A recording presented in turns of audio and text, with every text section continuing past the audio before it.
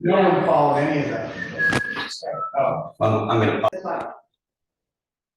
all right.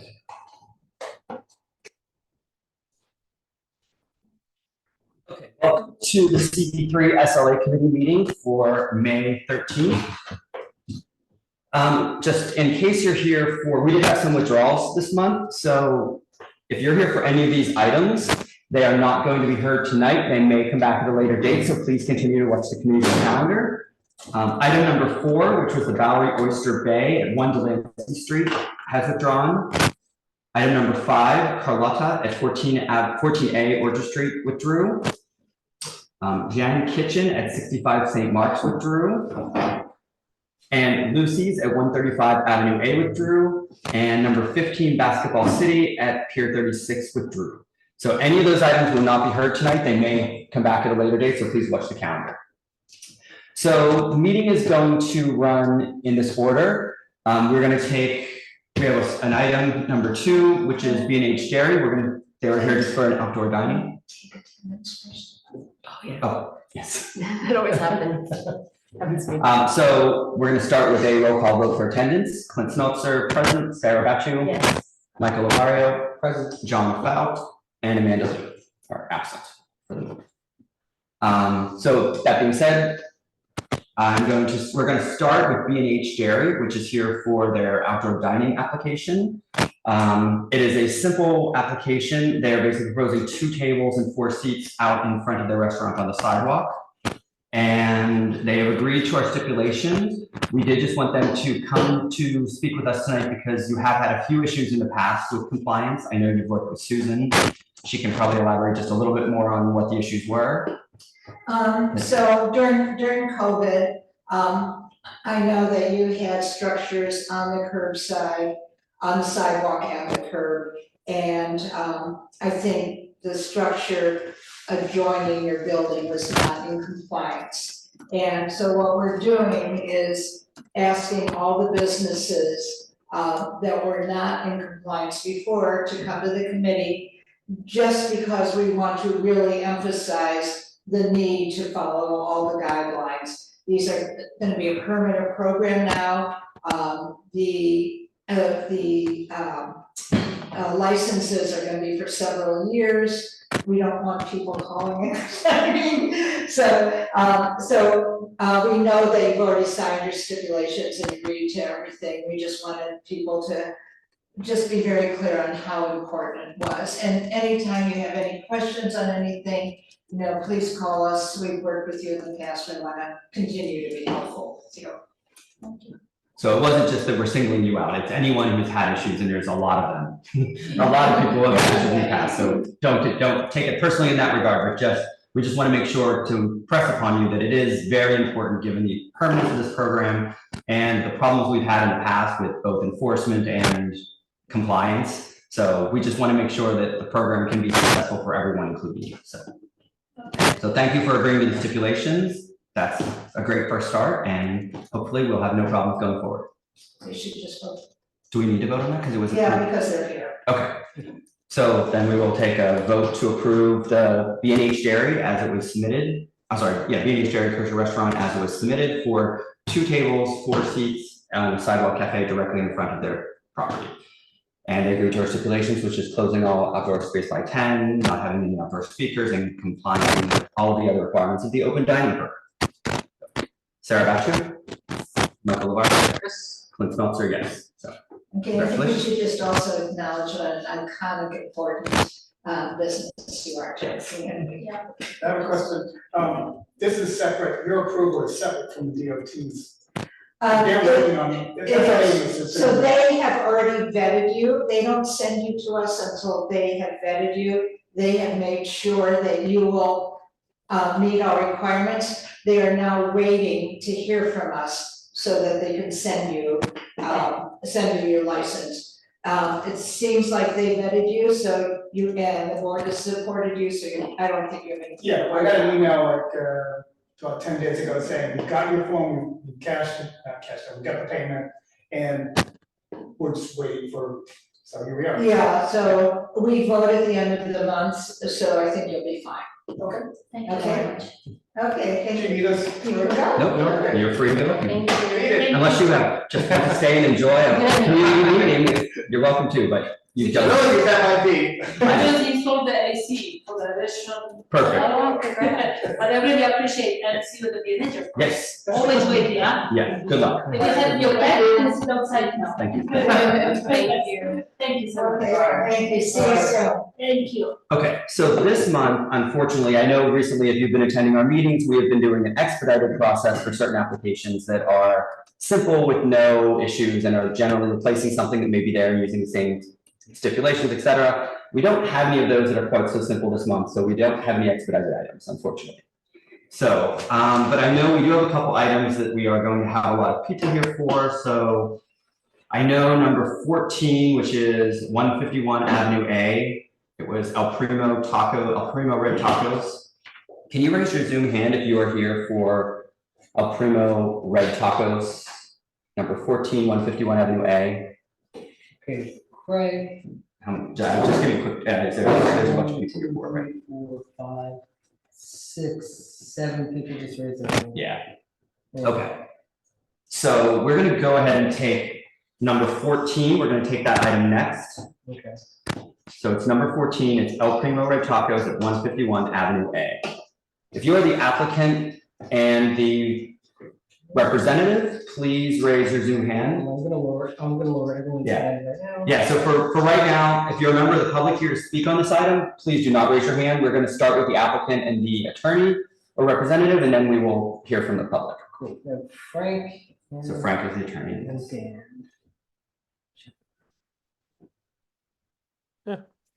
Stepping it up. Okay, Frank, so Frank and Dan, Frank, I know you're the representative. Dan, are you the applicant, I assume?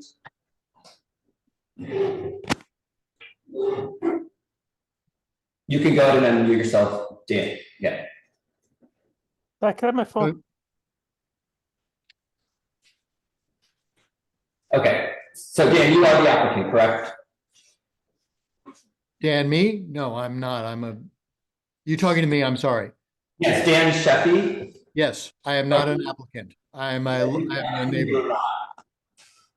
Did you say he's not the applicant? Yes, so we're gonna move you back to the public. We're gonna ask for public comments in a few minutes, but I'm gonna give a summary and then we're gonna hear from the applicant first. So if you're the applicant, who is also, the regular applicant is named Frank, but I don't know if he's who's attending for the applicant. Kathy.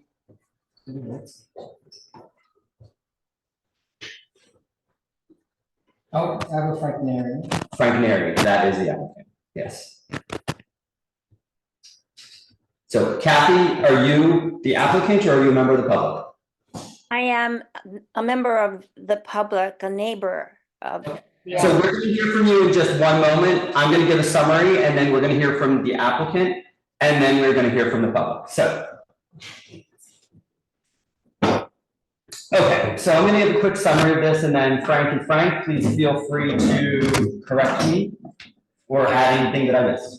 So El Primo Red Tacos is doing business as Tacos El Porky, is seeking a beer and wine license in the premises located at 151 Avenue A between 9th and 10th Street.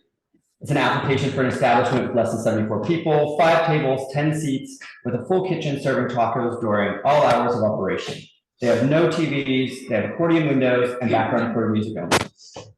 This location was previously unlicensed. It was a cell phone shop and repair shop. This applicant has never held a liquor license. We received a petition in opposition to the backyard and late night early morning hours that has been signed by 103 nearby residents. Because this was a previously unlicensed location, there's really only been one 311 call in the last couple years since they opened for this location, so that's negligible. There were 2 residents who live within 2 blocks of the location signed a petition in favor of this application. And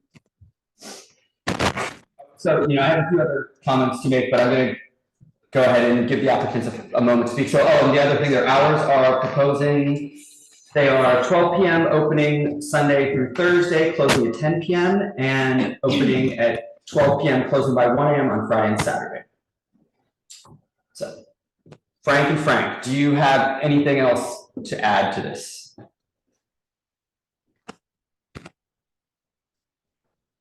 I do not. Frank Neary, do you have anything you would like to add or correct anything that I just summarized? We recently, hi, Frank here. We recently made a change in the schedule. We proposed, I believe, until 1 a.m. At this point, we've been open since September. We haven't used the patio a single day. We were planning on using it for the summer. That plan hasn't really changed because we haven't even built or done anything back there. So most likely we wouldn't be using it. As far as the hours, we don't plan to stay open until 1 a.m. We changed the hours recently from 2 to 10. That's gonna be every day of the week. And again, we're not a club. It's a taco shop. Pretty straightforward. Come in, dine, get out. We have the option of selling beer, but we have no intention of throwing parties or any of that sort to obviously disturb the neighbors because we do understand that. And we are respectful when it comes to that. Okay, so that is good to hear. So let me just clarify, you're changing your hours from, you said, is it 12 to 10 every night, or was it 2 to 10? I missed what you said. Right now it's 2 to 10. That's what we just switched them last week. You can look them up in Google or in Apple Maps. That's the current schedule. If we ever extend the hours for late night, it will be for food only. We do not plan to entertain 1, drunk people, 2, serve drunk people, 3, use the patio because we know it disturbs the neighbor. They have been really vocal whenever we were putting together the space and we went out there to look and measure things. They let us know what they had in their minds, and we do respect that. And like I said, we have no plans to disturb the peace within the neighborhood because we're just trying to run a business here. And that is something that I think you're probably going to hear from the public, but that you're changing that and you're agreeing to not use the outdoor space in the back. I think that's going to alleviate a lot of the issues that the neighbors have had with this space. Let me correct that. I'm not saying that we're giving up the space in the back. If I use it, it will be during the day. So you are still proposing to use the outside space? Correct. What I stated is that we have not even done a remodel or build out to the backyard for it to be able to be used. There's nothing out there other than garbage cans. So yeah, at no point we said that we're not going to use it. We're not using it now, and we'll probably not use it this summer until we finally decide what we're going to do as far as look and feel for the patio. And again, we will respect the hours of the patio. We will not be out there past dawn. I mean, past sunset, I'm sorry. So the question is, and this is one thing that's been brought up in the past, do you have a certificate of occupancy for the backyard? Because the backyard is not legal to be used. There's no second means of egress. I believe the unit has a certificate of occupancy, which includes the whole unit, which is what I lease the premises. So if it's not specified, I do not have that document in front of me. So that can be something that can be searched up in public records. And we're well aware of that, but our understanding is that there is no certificate of occupancy for the backyard. Have you been told 151 Avenue A? So did the landlord tell you, or is that part of your lease? Yes, it is.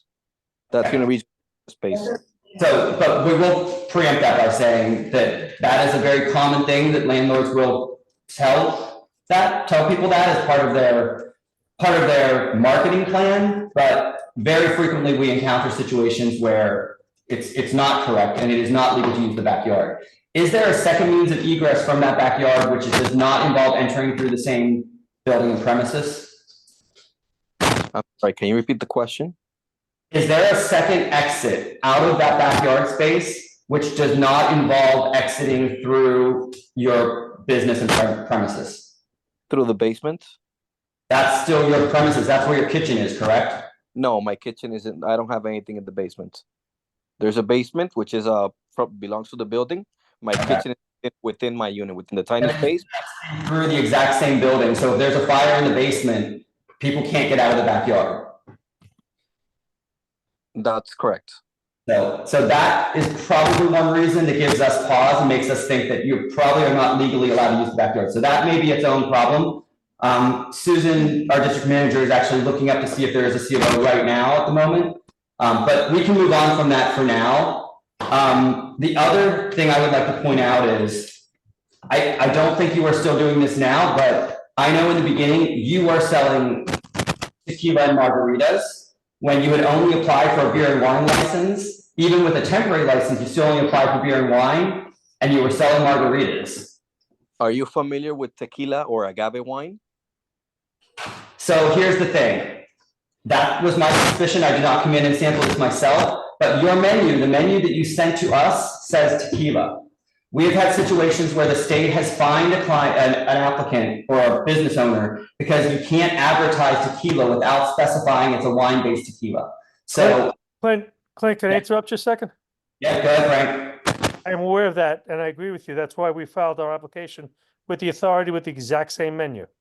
We want the authority to know we're using wine-based tequila, not using alcohol-based tequila. On the sandwich board outside, it did not say wine-based tequila. That I will agree with. We have pictures, Frank. No, And that then- I will agree with. It doesn't say. I don't agree with that, so. But the SLA has. But the SLA has problems with that and has problems in the past, so. I know you're not doing, I don't think you're doing it now, so we don't need to belabor that point, but it does give me pause on your ability to follow the rules, as well as the fact that in the beginning, you chose not to come to the community board and go directly to the SLA instead of coming to us. I understand your lawyer then spoke to you and you agreed to then come back to us now, but there's several things that are kind of piling up here that just give me pause. You've never operated a business in New York, let alone in our neighborhood. My understanding is I don't think you've had, do you hold a liquor license in Miami? I do own 3 liquor licenses in the state of Florida. Okay. 4 CO. But still, so if you do, that makes me even more nervous of the fact that you came in and you've been doing things just without really following the rules. So that doesn't give me any. No, if it hasn't been stated anywhere, nor in my application, and if a vendor allows me to buy agave wine and sell it, yeah, the wording you are telling us now that it's incorrect, but we have never sold anything above the percentage that we're allowed to buy. If I were to go to Southern Glazers to buy actual tequila Casamigos, I won't be able to buy it because of my license type. So we're using the one that we are allowed to sell with a beer and wine license. Again, if we advertise it as tequila, again, we're running a business. Anybody that bought, had the free ones or tried it can tell you and can vouch for it. That is not really tequila. That it was like a lemonade. So We we never, can go back and forth. We can go back and forth when it comes to that. Frank, you never advertised tequila. You No. did say margarita. That's what. Clint's Margaritas, referring. correct. Never tequila. Pictures, and the menu that you sent to us says tequila. It doesn't say wine-based tequila. It says tequila. What menu says that? Frank, I believe they're talking about the initial menu proposal that we had, that we sent a copy of the Miami menu. No, this is. But if they have pictures, I'm pretty sure that they went in at the wall, took pictures, and they have every signage. I mean, does it say tequila anywhere? Well, Clint's not wrong, because our menu says shots of tequila and mezcal. Yes. $5, $6. He's right about that. Looking at. Yeah. And we have a neighbor who actually came in and asked at the counter and was told it was real tequila. Who will testify? Who is, I think he is here to speak to that tonight, so. So there's no C of O, we have to get a letter of no objection. Yeah, so our district manager just confirmed there is no C of O for the backyard.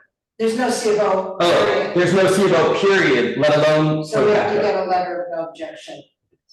So you need a letter of no objection, which your lawyer can explain that to you, but that's a separate issue as well from the C of O for the backyard. So, So it probably does not say the backyard because it would have to be something, specifically requested. so we're gonna go ahead and move on. I mean, those were a few things that I wanted to point out that I've not necessarily specifically with your application, but in the way you've been operating in the year and a half or so that you've been open, it just I'm just a little concerned about that, but we're gonna go ahead and move on now No, to. sir, correction, we haven't been open for a year and a half. We opened on September 7th. Then we were closed and then we reopened, so we haven't been open. So either way, and I did not look up the exact date when you opened. I know you originally were coming to community board in fall of 2022. And then I know you got a temporary license and you've been open since then, so. Correct. Anyways, we're gonna move on to the members of the public first, and we're gonna let them speak, and then at the end of all the members of the public speaking, we're going to allow you to speak and have your response to what they have to say. So if you are here to speak to this item, please raise your Zoom hand.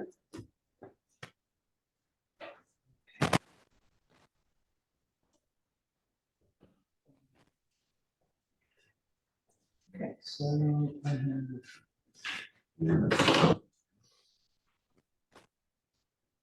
And for those of you that are here to speak to this item, we are going to give everyone 2 minutes to speak. I'm going to run the timer, so please try to keep your comments in under 2 minutes, and we will give you a warning as you approach the end.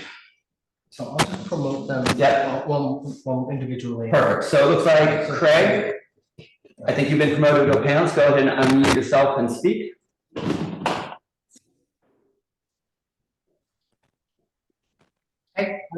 Hi there, can you hear me? Yes. Good evening, my name is Craig Hensela, and I've lived at 153 Avenue A for more than 20 years, and I've lived in the East Village for 25 years. Today, I'm voicing some of the serious concerns of the many local residents who have gone on record opposing any commercial use of the rear yard at 153 Avenue A and any late night operating hours. Any commercial activity in the rear yard will create a constant noise disturbance for the many residents whose apartment windows face the rear gardens. 38 people and organizations have written letters to the community board opposing any use of the rear yard. And this includes letters from Father William, the priest of St. Nicholas Orthodox Church, which is just 2 doors down, and a letter from the 9th Street A1 Block Association. 143 residents within a 2-block radius have signed a hard copy petition, and 220 residents of New York State have signed an online petition opposing any commercial use of the rear yard. A critical point that needs to be understood is that the rear yard of 151 is a uniquely bad location for outdoor dining. Both adjacent lots, 149 and 153, have rear buildings. This means there are more residential units immediately adjacent to the rear yard at 151. Some of the units in the adjacent rear buildings are literally 5 feet from the rear garden space at 151. The rear garden at 151 is in the center of the eastern end of the open rear garden spaces on our block. Sound activity from the yard there will reverberate north, south, east, and west, and will negatively impact all the neighboring buildings. Local residents in at least 18 buildings will be impacted, perhaps more. We are opposed to any commercial use of the rear yard at any time of the day or night. Weekend summer hours 12 to 7 are very problematic. Saturday and Sunday are days when many residents are home and want to spend time in their apartments in peace. And summer is the time when residents want to keep their windows open for fresh air and ventilation. But with a restaurant operating directly outside our windows, open windows will only increase the noise disturbance. Local residents are very concerned because the owners of El Primo Red Tacos have already shown that they are irresponsible and disrespectful neighbors. When they opened for business, they broke New York State liquor laws by giving away and selling drinks containing tequila and triple sec. And I was told by workers in the establishment that it was real tequila, and they showed me a bottle of triple sec. They also advertised it as tequila inside the restaurant on the wall and on their website, and we have documentation of those, the listing of tequila. 2 minutes is up. If you can just wrap up with your final statement, please. Okay, and since they opened for business, El Primo has shown a repeated pattern of disturbing neighbors by allowing their employees to make loud and disruptive noise in the rear yard area at midnight, 1 a.m. and 2 a.m. This has been a regular and ongoing problem. In order to protect the peace and quiet in our community, we strongly oppose any commercial use in the rear yard at 151. Thank you. Okay, thank you, Craig. Okay, next we have, Okay, I have Kate Fools. we're gonna, Kate Pools, we're promoting you. Go ahead and unmute yourself. Hi, my name is Kate Pulse. I am a 27-year resident of 425 East 9th Street and also the co-chair of the 9th Street A1 Block Association, and I've lived on this block for 40 years now. My building's right in the middle of the block, and I am speaking for not only myself, but many of my neighbors as well, residing on the north side of our block. We are already inundated by noise on the street side of our buildings with 3 dining sheds between my building and Avenue A, as well as backyard noise from private parties, both rooftop and garden level, that ricochets through the canyon of our interconnected backyards. Even small groups can create a racket because of the acoustics. El Primo Red Taco's proposed use of their backyard for dining, whether it's for all of their open hours or just, 12 to 7 every Saturday and Sunday, will adversely affect a huge number of residents west of Avenue A on both the south side of 10th Street and the north side of 9th Street. We hope to be able to maintain what peace and quiet we have behind us at any time of day or night, 7 days a week, 7 days and 7 nights a week. I also wanted to mention that El Primo Red Tacos had applied for a beer and wine license and currently have a temporary license to sell beer and wine. However, they were advertising and selling margaritas with tequila for several weeks when they first opened, so have already shown a blatant disregard for rules.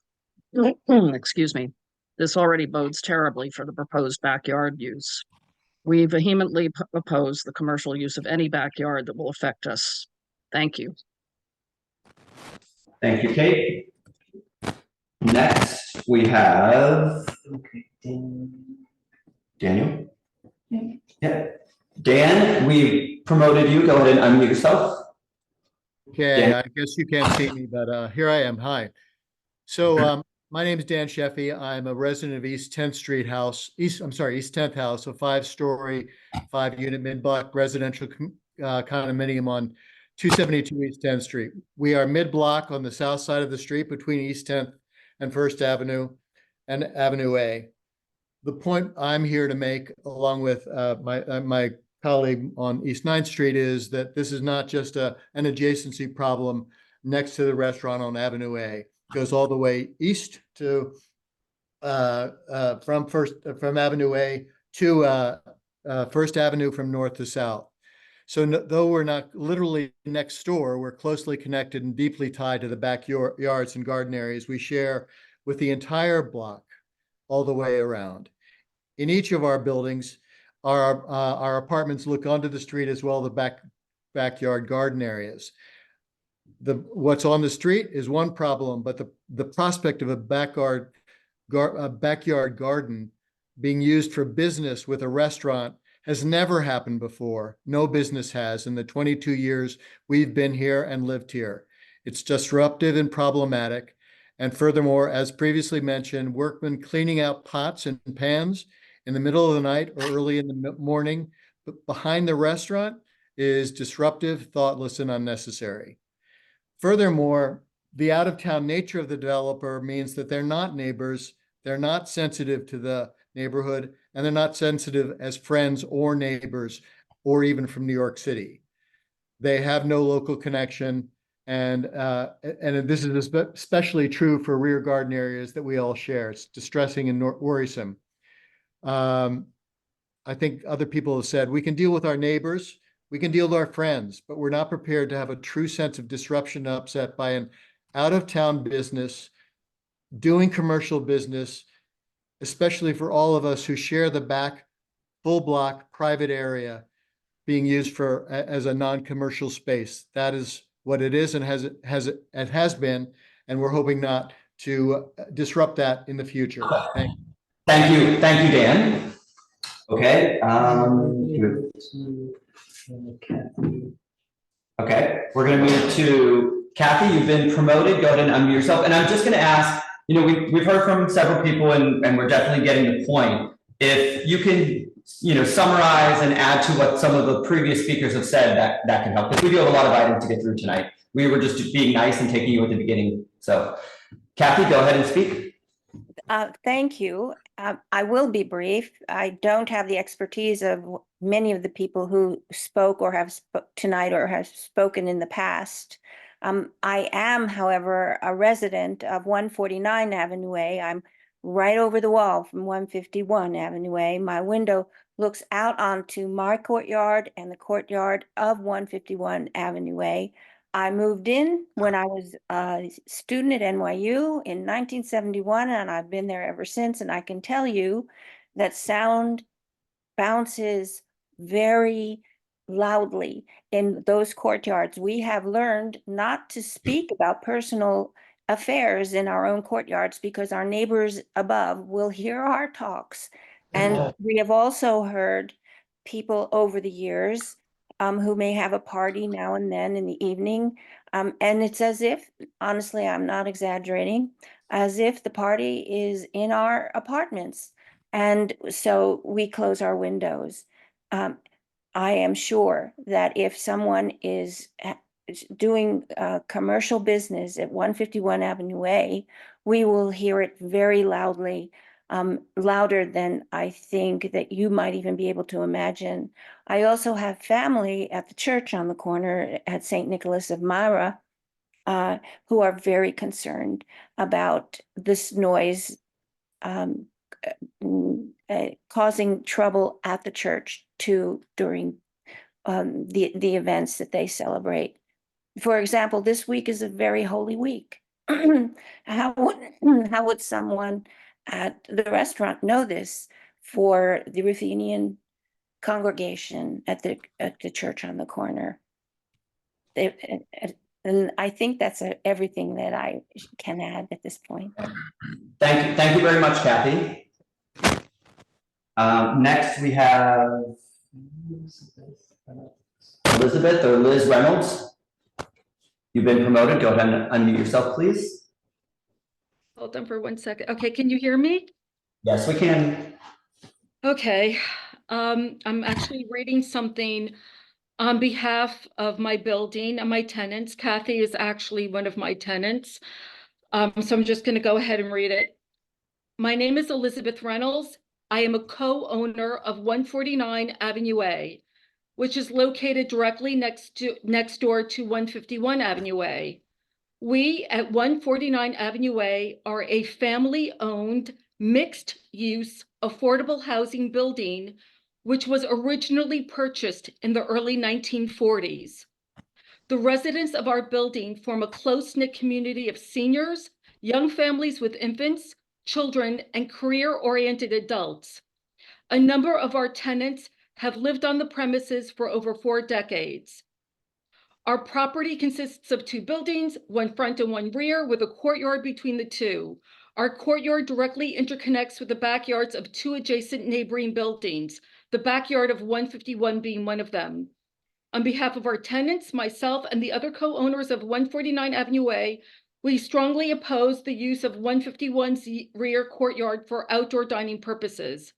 Since the purchase of our building a little over 80 years ago, no neighboring backyard space has ever been used publicly or commercially. It is inconceivable to our residents that this would even be permissible because of the negative and detrimental impact it would have on the quality of life in our homes and the threat it would pose to our general health and well-being.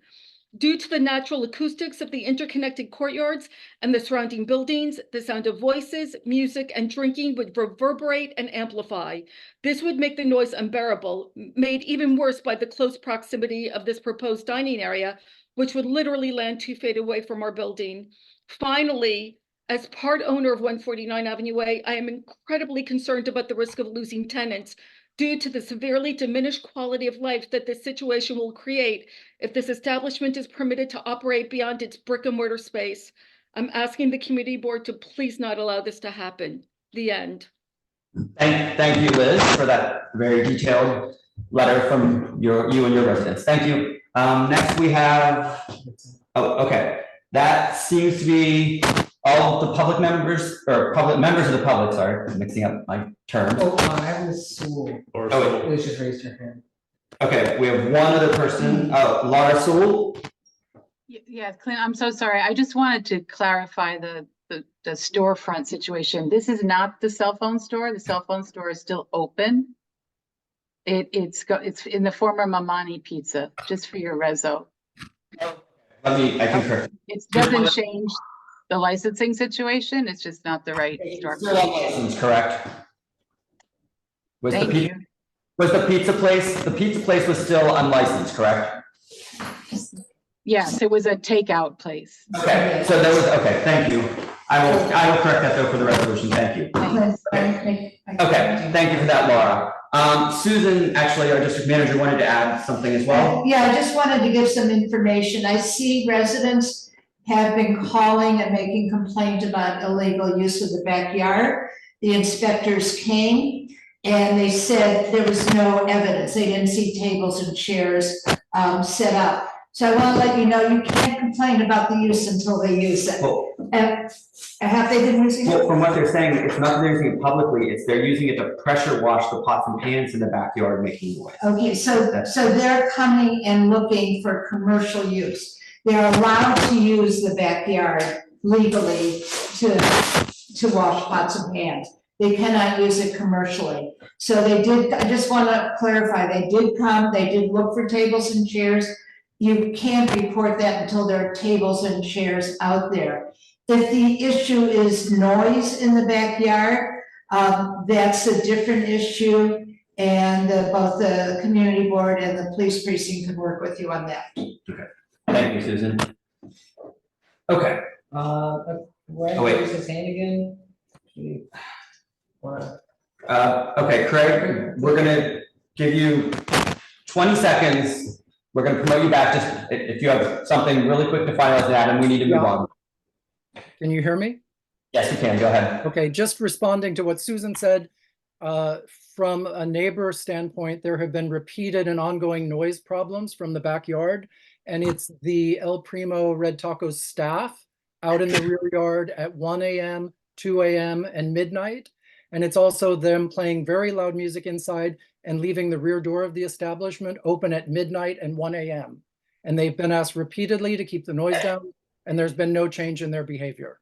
That's not illegal use. That is a different, yes, different problem. And we can work with. So Susan can work with you on that, but that, I guess, when the inspectors come out, they were looking for commercial use. Thank you for clarifying what I took from the comments earlier as well, but Susan can work with you on that as well, but that's a different issue than commercial use of the backyard.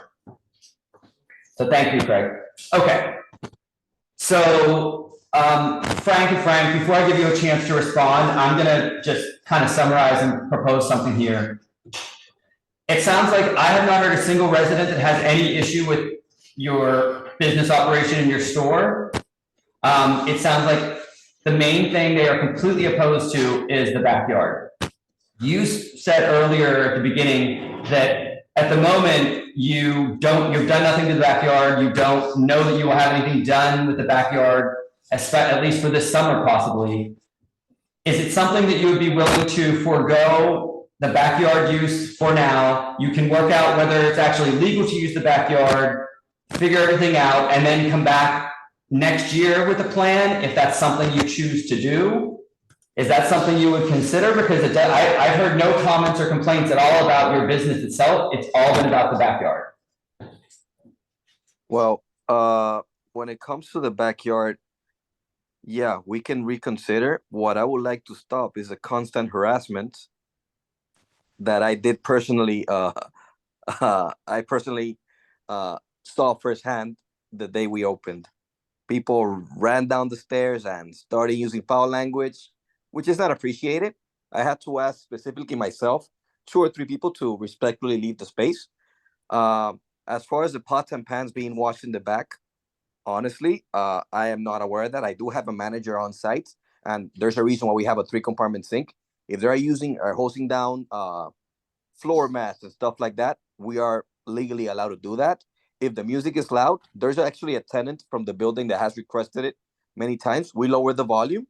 Hey, it might be that the music is not something of your liking, but again, if you were to go in and legally measure the decibels, we're not breaking the law either.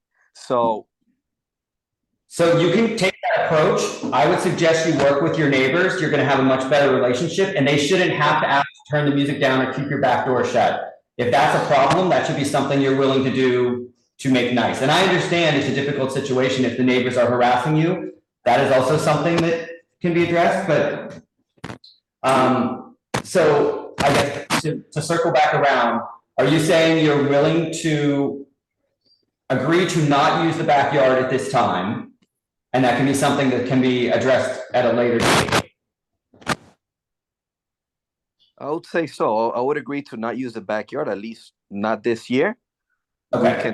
We can interview, speak to neighbors and see what they have their things. I mean, the fact that one of the tenants mentioned that you cannot even have a conversation because everybody can hear you. I mean, I'm not aware of that. If you have someone coming down and just yelling, using foul language, again, we're all human, so you can't just come in. The acoustics in those backyards, and I've experienced this not in this specific block, but in other blocks, the sound travels extremely strangely. The people next door might not even hear it, but someone halfway down the block is getting noise from your back door being propped. And I'm just hypothetically giving you a situation. The noise in those courtyards is bizarre. So I do understand when they are saying things that it might not even be the neighbors next door, but we heard from several neighbors next door as well that it's been an issue. So, like I said in my initial statements, we're not in this to disrespect any neighbors, to disturb anyone. If that's the case, we just want to run a business and be able to pay our bills, pay our employees, and run an actual business. And trust me, if we're disturbing anyone, we don't plan to do it. There's a million businesses within a block or two that are really loud, stay open late. Again, we are a come, eat, and go taco shop. We don't use the backyard, but please just stop the harassment. Agreeing to that is going to make this a lot simpler because that's really the only issue we had to discuss. And I think from what I heard from the neighbors, that was the main issue. I didn't hear that any of them had an issue with your store or your business itself. It was simply the backyard, which has been a problem. So, and Susan had one more comment. Yeah, I'd like to be proactive about these complaints, since the complaints after this meeting will come to me in the office. So for using the backyard, absolutely you're legally allowed to use it to wash down mats or anything of that, but you should not be doing this late at night because it will disturb the people, and there's no way it cannot disturb. So in interest of being a good neighbor and collaborating together, I would say it's better to do that when it's not late at night. Either wait till the next day, before you set up, or find another way to do it. This is not something other businesses do. When it does happen occasionally, there will be complaints. So just if people working there and your manager could remember there's people sleeping upstairs, it will be very helpful for us all to avoid problems. Thank you. Perfect. Okay, so that being said, we're going to go ahead and move to, so can you just clarify again what hours, because here's the thing. I know you said you're opening at 2 o'clock. If we say you're going to open no later than 2 o'clock, you can open at noon if you choose to, but it's opening no later than 2 o'clock. And then the end hour is closing no later than. So you mentioned that you moved the hours up. Did you want to leave it? I think you said at 10 o'clock. Do you want it 2 to 10 every day? That's the current hours. So is that what? That's the current hours, and that may change. Can I interrupt for a second? Can I interrupt for a second, Clint? You do, Frank. Yes. Frank, when you agree to hours with the community board, the only way to change those hours is to go back to the community board for change in method of operation. So I understand you may have just changed the hours, but are you anticipating changing them in the future? Maybe to 12 to 10 and possibly late night. But again, we are committing to not using the backyard. And going back to one of Susan's comments, I don't know if any of you have been to restaurants, or I know you in New York have a big pest problem when it comes to rats. So leaving stuff dirty inside and waiting until the next day, that's a big no-no. I actually had some bogus complaints about rats, us keeping trash in the backyard. So trust me, we work clean. This is not my first location. And going out there and washing, I just make sure that they don't have the music blasting. But there's stuff that needs to be done every night, which is washing the mats. Because if I leave them dirty, that means cockroaches and rats. And that's unacceptable for any of my businesses. It's just simply, I'm sorry, other businesses don't do that because they know there are people sleeping upstairs. If you're having rat problems, again, I'm happy to work with you. We work very directly with the Department of Health. And there are many, many, many businesses that do not have backyards to use, and they manage it just fine. So Yeah. it's not. They use Look the around sidewalk. and see how dirty and how clean the businesses are compared to mine. We The kitchen. cannot have noise, we Yeah. cannot have noise outdoors under people's bedrooms. So, I mean, yeah. So you can work with Susan on that. We can work with the neighbors on that. If it's simple spraying down of a hose, maybe that's not disturbing. You can work with the neighbors on that and we can see what level that becomes a problem. But, I mean. It's likely to be, I'm just telling you, it's likely to be a problem. Acoustics make the noise go in the bedrooms, you know, it's louder. So one thing you have to realize, it's louder when the noise goes in people's rooms, it's louder than outside when it's dispersed. And if somebody's sleeping at midnight, or what time do they close? Well, they're now saying they close at 10, Oh. which is a different story, which is also a different story. If it's at 10 o'clock, it's, you have to work with your neighbors. If it's at 10 o'clock. That's a different done by story. It 11, sounded like what even the neighbors spoke about earlier. If you're closing at 10 and hosing them down at 10 o'clock between 10 and 11, that's probably not a problem. So again, I think that's something that we don't have to deal with tonight. It can be something you can work with the neighbors with. Correct. So back to the question, what hours do you want us, what hours are you proposing? Do you want to open at 2 p.m.? It seems like we settled on that. And if you choose to open earlier, you are welcome to. We actually encourage that. But Let's do this. My current hours are 2 to 10. Yeah. But I would not open any earlier than noon or close any later than 1 a.m. on given days, as I had proposed before. There will not be any use of the backyard for commercial. Will not be sitting anybody out there. The backyard will just be used the same way it's being used. And that's it. It's a choir. So you're going to go back to 10 o'clock during the week and 1 o'clock on the weekends? That may happen. Usually, this part of the year now things start moving a little longer, a little more. So we might have to stretch the schedule a little longer. So that's why I cannot commit to closing at 10 every day. So that's fine about committing to 10. Would you agree to 10 during the week and 12 on the weekends? No, I said 1 at the latest, and I'm that asking a question. Would you agree to 10 during the week and 12 during the weekends until you prove yourself that you are going to follow what you've been approved for? Because right now you haven't done that, to be honest. How have I not done that? If I'm not even the big issue here is the backyard. Frank, I'm not going to get into a back and forth with you. I'm asking a question. It's a yes or no question. Will you agree? Because right now you're saying you're only open till 10. You may like to be open a little bit later. Would 12 o'clock be enough, or are you going to push for 1? I would not change the hours other than the ones I proposed. Okay. So can I also say whether they close at 12 or 1, they can go out and start using the backyard after they close on the weekend. Okay. 10 o'clock is one thing, 12 and 1 is another. So given, and you know, you refused to come to us in the beginning until your lawyer convinced you to come back to us. You've shown no, you've given us nothing really. I know you're agreeing to not use the backyard. So I'm willing to propose a motion to the committee that it would be 10 o'clock during the week and 12 o'clock on the weekends. I'm not sure how the committee will feel about that, but I have not agreed to changing the hours that we proposed initially. Agree to it. This is what we may or may not approve for you. You don't have to agree to that, and then we'll have to go up to the state and discuss it up there. Maybe Pete can explain.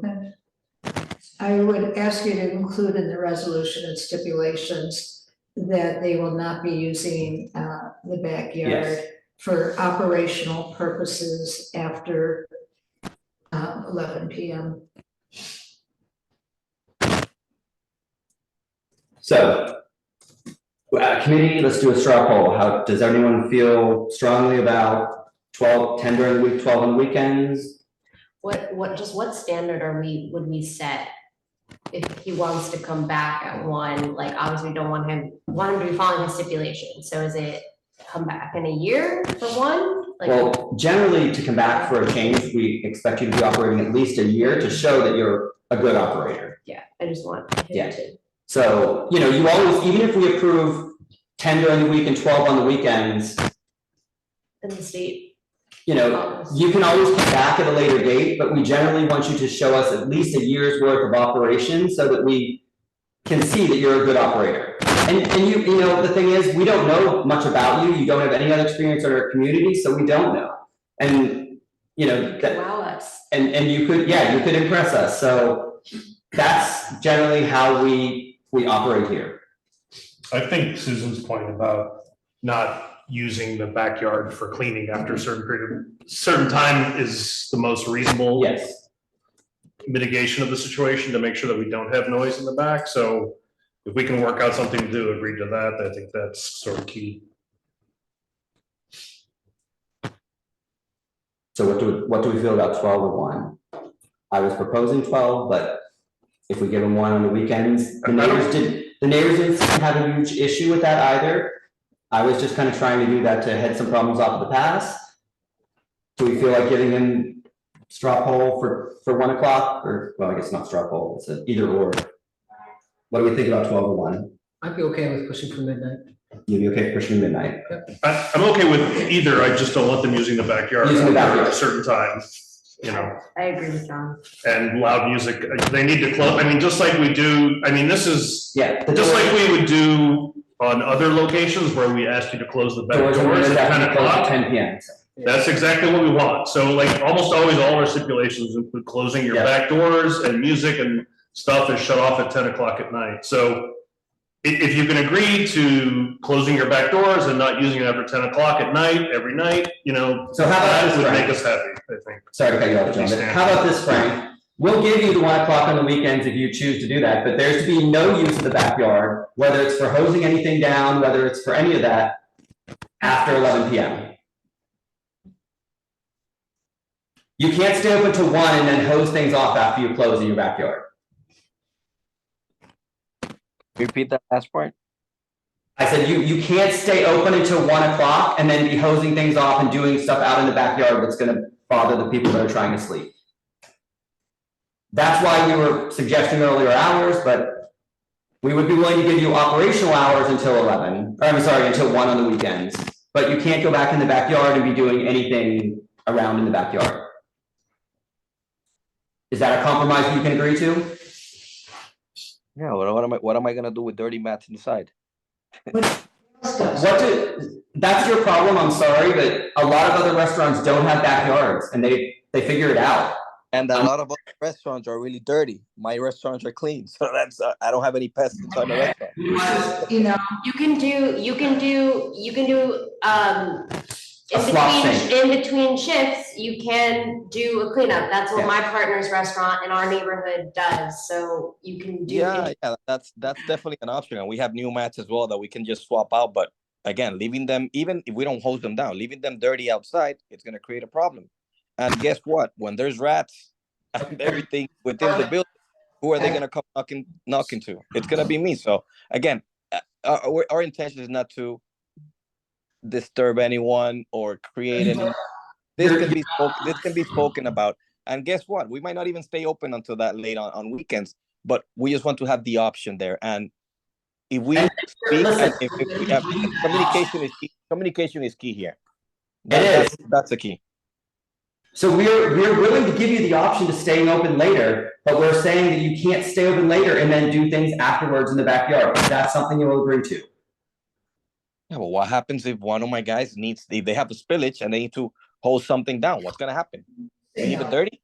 Okay, then it seems like you're not willing to agree and you're not working with us. You're saying communication. No, it's not that I'm working with you guys. It's that you guys are not using common sense. That's what it is. Okay. So I'm proposing a motion at 12 o'clock on the weekends, and we're still gonna say no use of the backyard after 11. You can agree or not agree to that, but at this point, you don't seem to want to work with us otherwise. So Lawyer Frank, do you want Yeah. to intervene to advise your client? I think Clint's being reasonable. I'm trying here, Frank Palillo, I'm trying. Can you help us out at all? Because you've handled many other clients and have these situations. You there? I mean, I think the key is the noise in the backyard. If the noise in the backyard can be mitigated, that would be the problem. So if you can agree to a situation where you mitigate the noise in the backyard, I think we'll be good. I think the only way to We mitigate. had a bigger problem that we were discussing initially, which was the use of the backyard. We already agreed to not use the backyard commercially. Yes. We are not going to use it, period. So don't give us a hard time for trying to keep our place clean. It's a hole. It's a hole. If it's music, we can turn down the music. The back doors are never open during business hours. Frank, I think we appreciate that you're not using the backyard for the business, but, and we're willing to work with you on the hours, as my colleagues have said, but I think the crux of the problem is the disturbance for the neighbors. And whether that's the disturbance we're operating the business in the backyard or cleaning, we're trying to mitigate that issue. So we're focusing on the cleaning piece, not because we want you to have a dirty restaurant, of course not, but because we want you to be creative about how you address cleaning, because the way you're doing it now is disruptive to your neighbors. And in the long term, that will impact your business, and we want your business to be successful. So I'm just suggesting your lawyer, who has many clients who have probably dealt with similar types of situations, might be able to help come up with some creative ideas.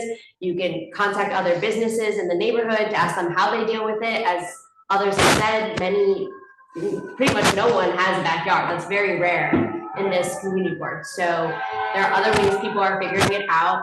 And I know many folks who run very clean restaurants. If you need help, we can help you. I'm sure Susan has some great contacts as well if you want to contact the office.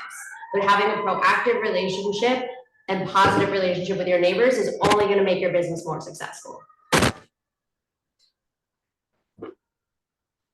I'd like for us to be able to vote on giving you 1 a.m. and agreeing to not using the backyard for cleaning after 11 p.m. So here's what I'm willing to do. I don't want to restrict your hours, and we heard no major complaints from the neighbors about the hours of your business. So I'm going to give you the 1 a.m., but we're still going to put in here that there's to be no outdoor use after 11 p.m. So it's not just seating or dining out there. You're not to be out there banging around and hosing things off the spring off. We're going to put that in. If you decide not to agree to this, that's your decision, and then we can deal with that at the SLA. But that's fine. That's fine. Frank, that's reasonable. Okay, so just put it in the stipulation. I don't see. Yeah, Frank, we needed you. I was doing two things at once. I'm sorry. Frank, I mean, this is the stipulation. You're not obligated to take it. I understand the need to clean the mats in the back when the restaurant closes, but I think that's the only thing we're apart on at this time. Am I wrong, Clint? Yes, basically. That's exactly where we're at. I think he's basically giving you everything you want. I don't think he's going to move on the mats. Well, it's just, and the thing is, if you go outside and dump a pot of water on a mat, it's probably not going to make a lot of noise. You just can't be doing things to make noise. That's the issue. Yeah, like just not have the guys play loud music after 11 p.m. Because otherwise it's gonna. And the back door is something, this is something we say for all businesses. It is nothing specific to you. It's a standard stipulation, is all doors and windows will be closed at 10 p.m. That way the music isn't spilling out in your kitchen. Whether it's meeting decibel level or not, all doors and windows have to be closed at 10. That is something standard that we always put on our stipulations, and the SLA will uphold that. And actually it's standard citywide, so. It's standard citywide, exactly. So that's not just us. So I think I'm saying no use yes. after 11 of We've everything. slowly worked our way through this. So Michael, if you could go ahead and put the stipulations up on the screen. I'm going to read through the stipulations that we are going to vote on. And I think we just need to change. Did you get the note outdoor use? I did. I put it in the bottom right But you here. can check off number 4 as well. All right, number. I will not use outdoor space for any commercial use. Yeah, I put number 18, can you read it? Yeah. Um, That's the first word. I will I will not use the commercial, yeah, I will not use the backyard space for commercial use or for operational use after 11 PM all days. Okay, that's perfect. Is that- And then in a resolution, I'll put the other one. Yeah, and we still have the, any future, outdoor dining will close at 10, is that still in there? That's, yeah. Okay. So, okay, Frank, I'm gonna read these stipulations. I will operate a full-service restaurant, specifically a taco restaurant, with the kitchen open and serving food during all hours of operation. The hours of operation will be opening no later than, and we at 12, we're gonna move that to 2. You can still open at 12, or you can open at 10 AM if you want, but you have to be open by 2 PM. Oh, it's pretty slow, but yeah, it says 2 PM. Okay, so it'll be open by 2 PM and closing by 10 PM Sunday through Thursday, 1 AM Friday and Saturday. And then you'll see the note below that says opening is no later than specific hour, et cetera. I will not. Clint, I'm sorry to interrupt you. Is there a way to shrink this just a little bit? Because you're bigger than my screen. Oh, Yeah. Is that better? A little bit more, one more time. okay. Clint's I can still read it. That's it, perfect. It's fine. You got it? I probably have it memorized. I will not use outdoor space for commercial use. I will close all outdoor dining allowed under the open restaurants program now and any other outdoor uses by 10 PM. You don't need security, you don't have soundproofing. You will close, and you do have, your windows at the front are operable windows, so you will close all doors and windows by 10 PM or any time.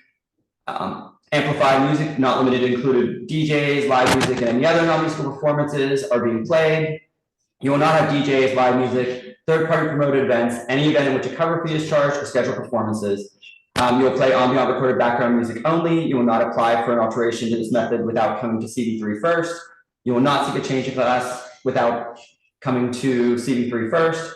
You will not participate in pub crawls or party buses. You will not have unlimited drink specials, including boozy brunches. You will not have a happy hour. You will not have wait lines, and you will have a person responsible for managing the sidewalk and the crowds. You will conspicuously post the stipulation beside your license, and residents may contact the manager and owner at the number below. Frank Neary, and it is 7, is that 8 or O? 786-417-4903? 9083. Or sorry, 9083. That was where my eyes were starting. And then the last stipulation is, I will not use the backyard space for commercial use or for operational use after 11 PM all days. Well, it sounds like you're not gonna use a commercial after 11. Besides not using the outdoor space for commercial use, I will also not use it after 11. Yes. For operation. I will not use the commercial use I will not use. at all. Yes. Yes. Or for commercial use after that. Yes. Okay, that's good. Or for operational use. after Yeah. 11. Yep. Okay. Anything that was incorrect that we discussed? Well, I'm not gonna agree to number 4. I'm not gonna shut the hours. You're gonna have an opportunity to hear the application if we do one. I don't know if we've been doing one. Wait, what do you not agree? You're not agreeing to number 4, which will close all outdoor space for commercial. You will not use commercial space for outdoor use? I'm saying the second part. I'm not closing at 10 PM all days. If the city allows me to be out open till midnight, why should I close at 10? That's the outdoor space. I know. Understand. Talk about the outdoor space. So he's not gonna sign it, Clint, he's just not gonna sign it. So if you're not gonna sign that, then Frank, But the if I SLA. want to use open restaurants past 10 o'clock, isn't that Frank's right? So far, 100% have signed that, And the SLA has said they would support us in that stipulation. including your whiskey client. No, has Clint, that's not true. That's absolutely not true. It is true. I'm so just saying far. what the SLA told us directly when we had a conversation with. Frank Neary, other than the 2 issues, do you have any other issues with the stip? He's just not gonna sign it. No other issue, Frank.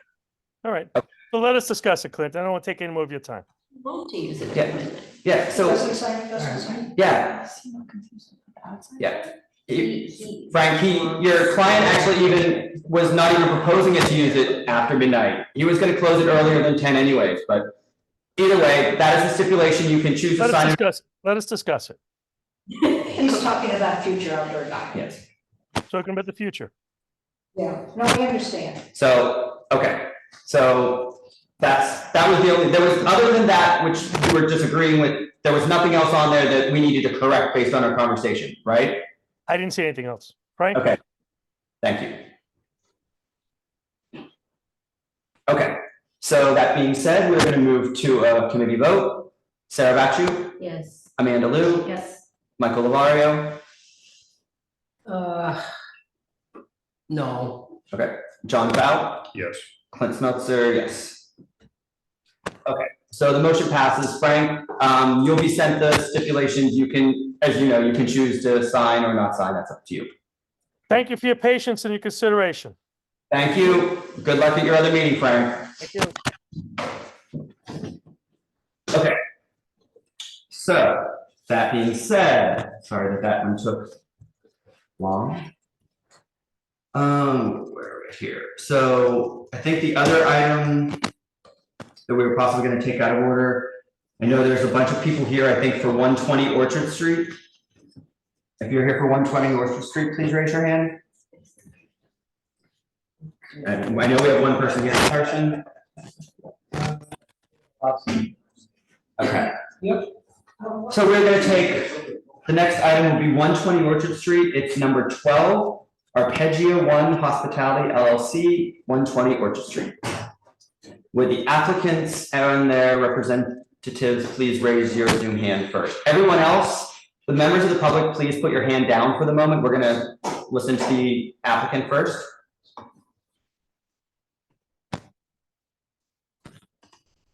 Okay, Brian. I think Brian Viola Yes. is the applicant. I don't remember his representative. or who- Bookman, I think it was. Yes, I think it's Max, you're right. Max Bookman, yeah. So it might either be Max or Uh, the other guy, Dorn. Arpeggio, or, yeah, our doors right. Yep, he's probably. So while, okay, so Phil Dorn, yes, Phil and Brian. Anyone else here with you as the applicant? Okay, I'm gonna go ahead and give a brief summary, then we're gonna turn it over to you. There we go. And- I'm the other guy, Dorn. Okay, yes, hi Phil. Anyone else here with you tonight? Just you and the Yeah, applicant? just Brian and his GM, Tom, who's on the same screen as him. Okay, perfect. So I'm gonna give a quick summary. It is Arpeggio One Hospitality LLC doing business. It's a to be determined is seeking a full on-premises license for a sale of assets in the premises located at 120 Orchard Street between Delancey and Rivington. This is an application for an establishment with 279 people, 18 tables, and 130 seats, with 2 bars, 1 in the cellar, 1 on the first floor with 16 seats, serving Italian food during all hours of operation in a food prep area with no televisions and background ambient recorded music. There are 28 full on-premises licenses within about 500 feet. This location is currently licensed to 120 Orchard Bar LLC, which is transferring the license through a sale of assets. The applicant has not previously held a license and but does have over 25 years in the hospitality business. There have been 4 commercial 301 complaints at this location since 2018. 8 residents and the Lower East Side dwellers have submitted letters in opposition to this establishment. 26 residents who live within 2 blocks of the location signed a petition in favor of this application. They are proposing hours of 2 p.m. to 2 a.m. Monday through Wednesday, 4 p.m. to 4 a.m. Thursday through Friday, and 12 p.m. to 4 a.m. Saturday and Sunday. Okay, Phil, Brian, anything you want to add to what I just summarized? Yeah, I'll jump in. Thanks, Clint. Phil Dorn, attorney with Pizetsky and book. Also with me. Phil, you're chopping and cutting out. It sometimes maybe her hand is Eleanor Schott. She's also an attorney at Pizetsky and Bookman. if you want to turn off your video, so Phil, chopping it Right now? If you want to turn off your video, maybe sometimes that helps the speed a little bit. Is that better? Yeah. A little bit better, yes. Any better now? Yes, that actually was much more clear. All right, let's hope this works here. Okay. All right. So, I don't know if you heard what I said, but I just meant to put on the record that Eleanor Schotten from my firm is also here. Just wanted that on for the record. With me, as you mentioned, are Brian and Tom Viola, who are the owner and operator, respectively, of what will be the cocktail bar that goes into the former Orchard Room space at 120 Orchard between Delancey and Rivington. The two of them are looking to give this space, which has been a nightlife space for over 20 years now, a much needed facelift. Just a couple of years ago, the state liquor authority acknowledged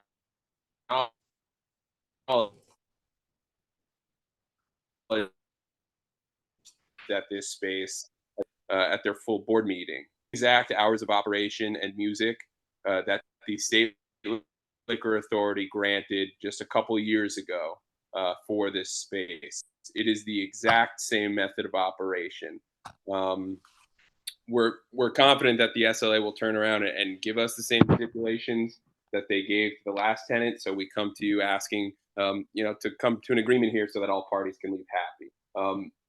We received a large number of support signatures, including 6 or 7 people who live in the building and many next door. We also reached out to several local block associations. I'm sure some might be here tonight. Just to give one last piece of context before I turn it back over to you, Clint. As you, I think, mentioned, this is a transfer application where the applicant is buying the existing business. This board frequently recognizes transfer applications, did with the space that we represent. I think we're losing you again, Phil. I think we may have actually lost you completely. He's still here. He's still there, but I think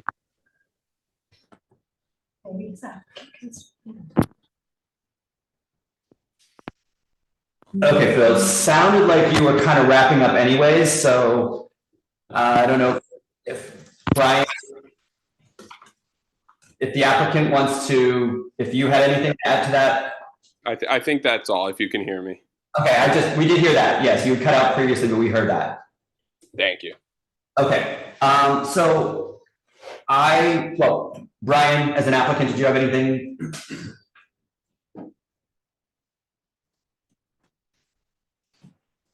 Okay, I'm going to take that as a no. So I have a question that, Phil, maybe this is something you can answer. My understanding just from being in the neighborhood that this business has been closed for about 2 years or well over a year. And I understand it's a sale of assets and a transfer, but the business ceased operation and the landlord was actually added on to the license in order to be a license holder and keep it open. In the past, the SLA has considered that, not as, proper procedure. As a business is no longer operating, you're supposed to surrender the license. That's right. The business has been going in and out of being open and closed, but the owner still has possession of the space and plans to reopen just for a little while, just to kind of restart that timeline. So, as you mentioned, the kind of 30-day timeline. He still has possession of the space, and the license is still active. The owner, as in the landlord of the building. He's always been one of the owners of the business. Yes, he was added on in the beginning, and we had an issue with this you weren't around at that point, but that was something that we have been seeing, and it's become concerning when the landlords are doing this. So, well, I can assure you that the space will open in a bona fide manner. Okay. So, can you, Brian? It will be a bona fide transfer. It will be a legal transfer under the alcoholic beverage law. Brian, can you speak a little bit to your experience? Because my understanding is you have no actual license holder experience other than industry experience. You've never held a license, and this is a very large space in a problem area. Can you speak to some of your experience? Tom, who is the GM. Tom, you can speak up. Either one of you unmute yourself and speak.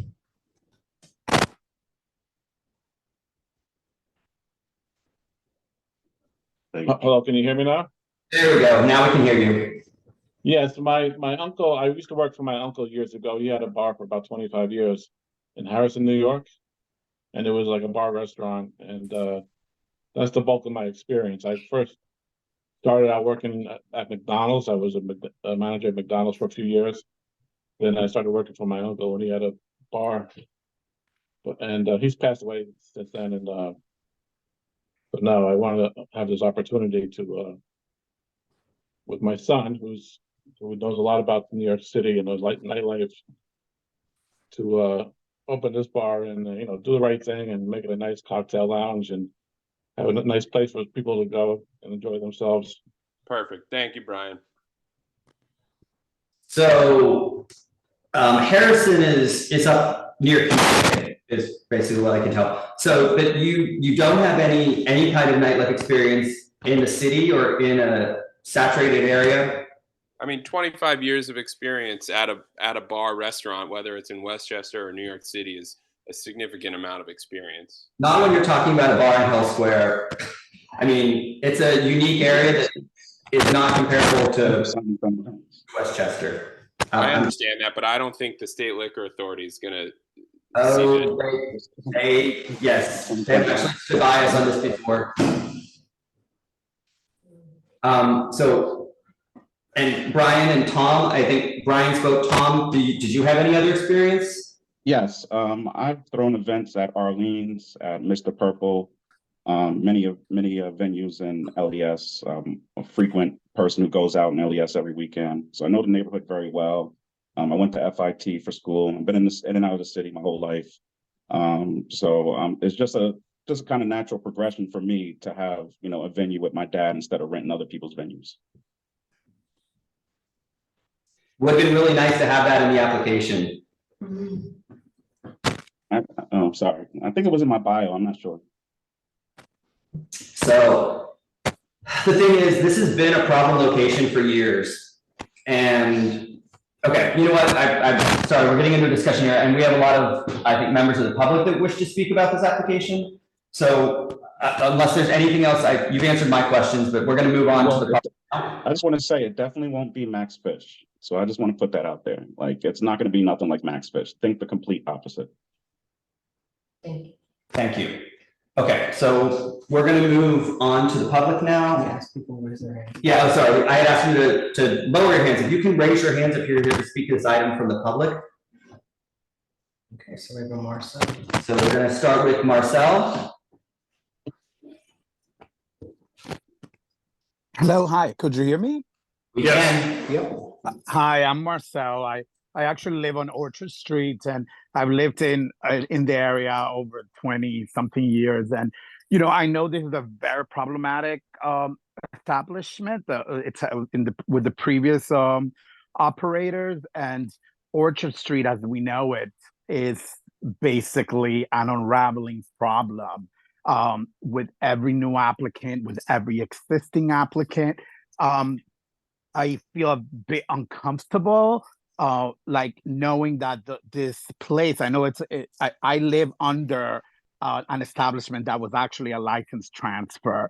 And I can tell you, you inherit problems when it is an establishment that has a history of, even if there's a new, plan. But I feel like there's a bit of shadiness in there, in that gray area of, it's been closed, but the landlord, or I'm not really clear with what the gentleman said, but they're going to open for 30 days to kind of sort of like then be able to do the transfer. That already is like, as a community member of Orchard Street, and like what's happened with Hell Square and what's going on all the way to Dime Square, that is already like an indication where things are going to go.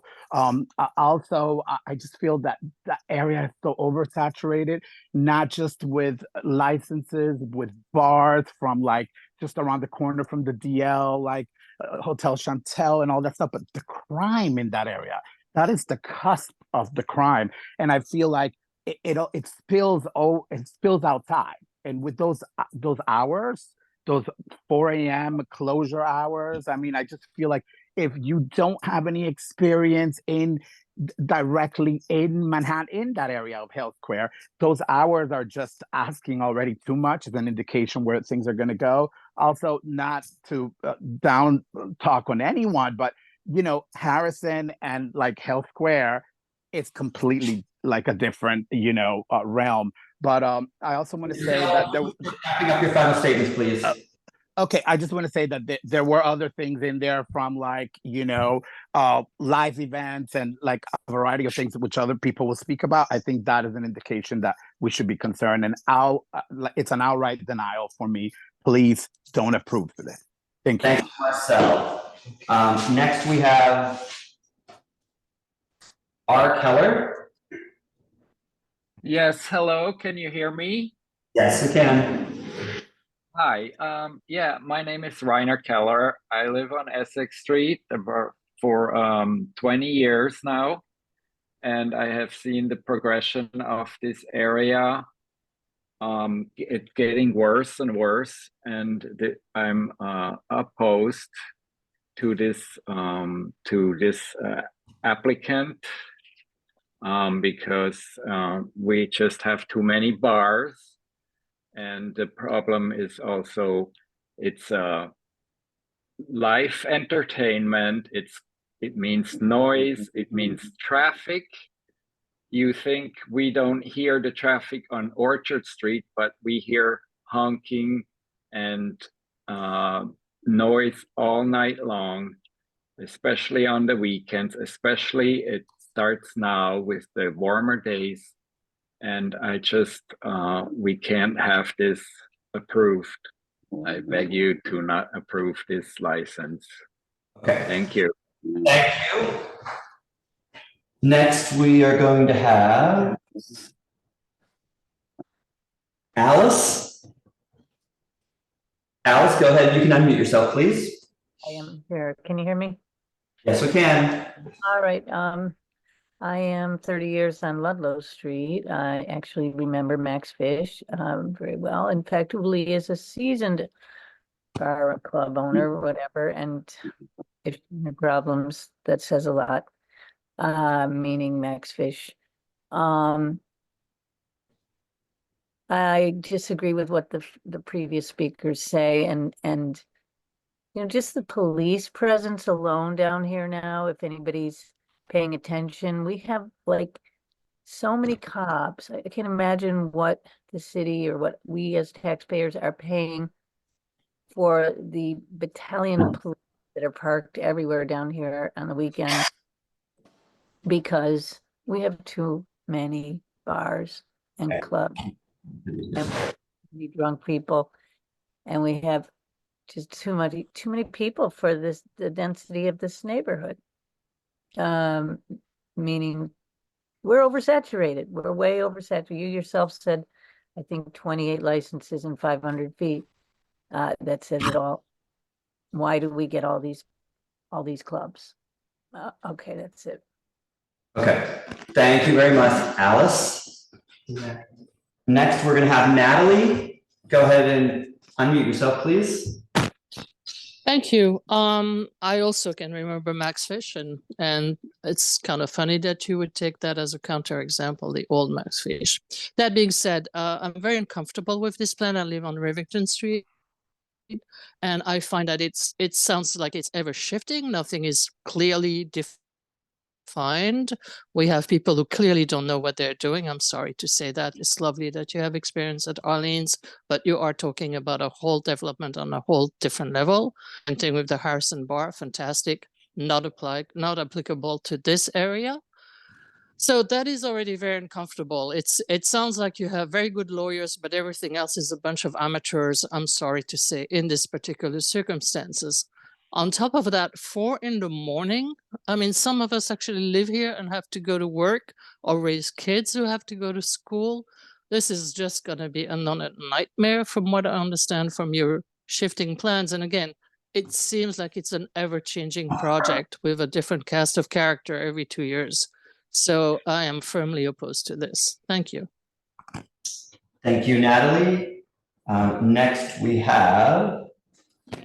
There's no one else? There was more people in the beginning. Yeah, I know there was more people originally that raised their hand. If you are here, if you still want to speak to this item before we move on, please raise your Zoom hand. Otherwise, we are going to move on. Sorry. And we do have one person here in person, so we're going to let him speak. And if during his time you want to speak, please raise your hand or we're moving on. So Brian Armstrong. Okay. Thank you. My name is Brian Armstrong. You know what? Please, since you're here, take That's what, can you hear me? the light didn't come on. Hold on. It's not gonna amplify. It doesn't, no, but that's, the lights aren't coming No, on. it's like him. It's not gonna be louder. Yeah. Not really seem to be working at the moment, so. If you just want to, the microphones are here over the table, so. Okay. My name is Brian Armstrong. I live at 193 Orchard Street. I've been living there since January of 1979. First, I'd like to thank the board for your time and trouble. The $100,000 a year they pay each and every one of you is definitely not worth enough money. And I'm gonna get some of the margaritas that we're talking about here right now. Nice margarita. So my block is a nightmare. My block is a nightmare. It's been a nightmare for years now. And I thought we discussed this the last time that I had spoken. 4 o'clock in the morning is ridiculous. Okay, and again, it doesn't just end at 4 o'clock. The people hang out in front of the businesses till 4:30, 4:45. Then they finally dissipate. Then the commercial garbage trucks come down the block to pick up the garbage, which are 3 times the size of a regular garbage truck. They're out there for at least a half an hour picking up all the garbage from these businesses. And then after they go away, then we have our regular garbage trucks that come back to pick up our residential garbage. And then we got the street sweeper that goes by and sweeps the block. I mean, it's just never ending. You know, I'm a romantic. I love to have my window open. I like to hear the sounds of the city, maybe an ambulance in the distance, a dog barking, a baby crying or laughing, a couple just walking under my window talking about romance.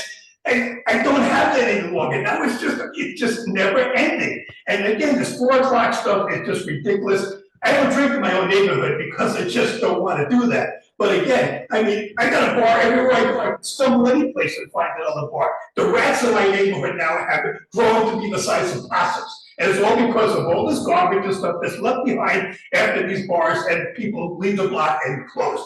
It's the motorcycles, it's the car racing, it's everything. It's just ridiculous, and it's just something we have to plant down and say, that's it, we have enough bars, move to another neighborhood and find. I'm sure there's other beautiful neighborhoods where your bar will fit in just perfect, and you'll get lots of other people to come and visit, and you'll have an accessible business in time. But we are oversaturated now, it's just out of control.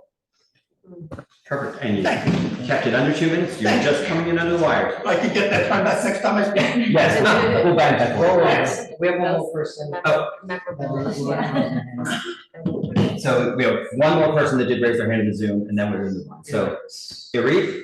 Hi everyone. Thanks everyone for being here and for your community service. I've been on these calls for many years now, and we are trying our hardest to reduce new liquor licenses. I urge you to oppose this liquor license. We need diversification of retail. It's a big space. I'd love to see another shoe store. I'd love to see a community center. I'd love to see a store for kitchenwares. There are so many things this community needs. It does not need another 4 a.m. musical entertainment venue.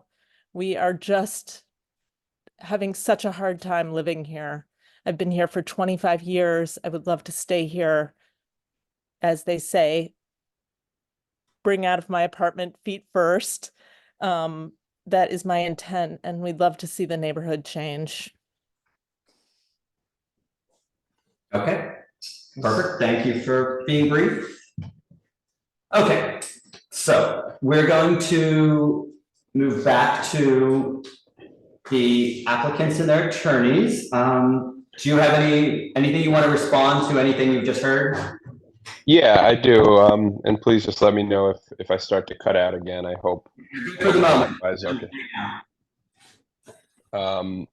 So as far as the alleged shadiness of reopening, as the one of the public members mentioned, that is a common plan that is utilized by applicants in transfer applications. It's been accepted by the SLA in transfer applications for decades. It's not shady. It's just, unfortunately, sometimes that's the way business unfolds, where people are closed longer than they want to in search of a buyer. And then because of the 30-day requirement by the SLA, they reopen for a little bit and then they sell their business.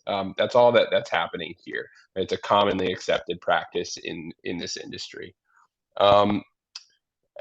As I mentioned, this identical application for the previous tenant was heard and approved by the SLA less than 3 years ago. At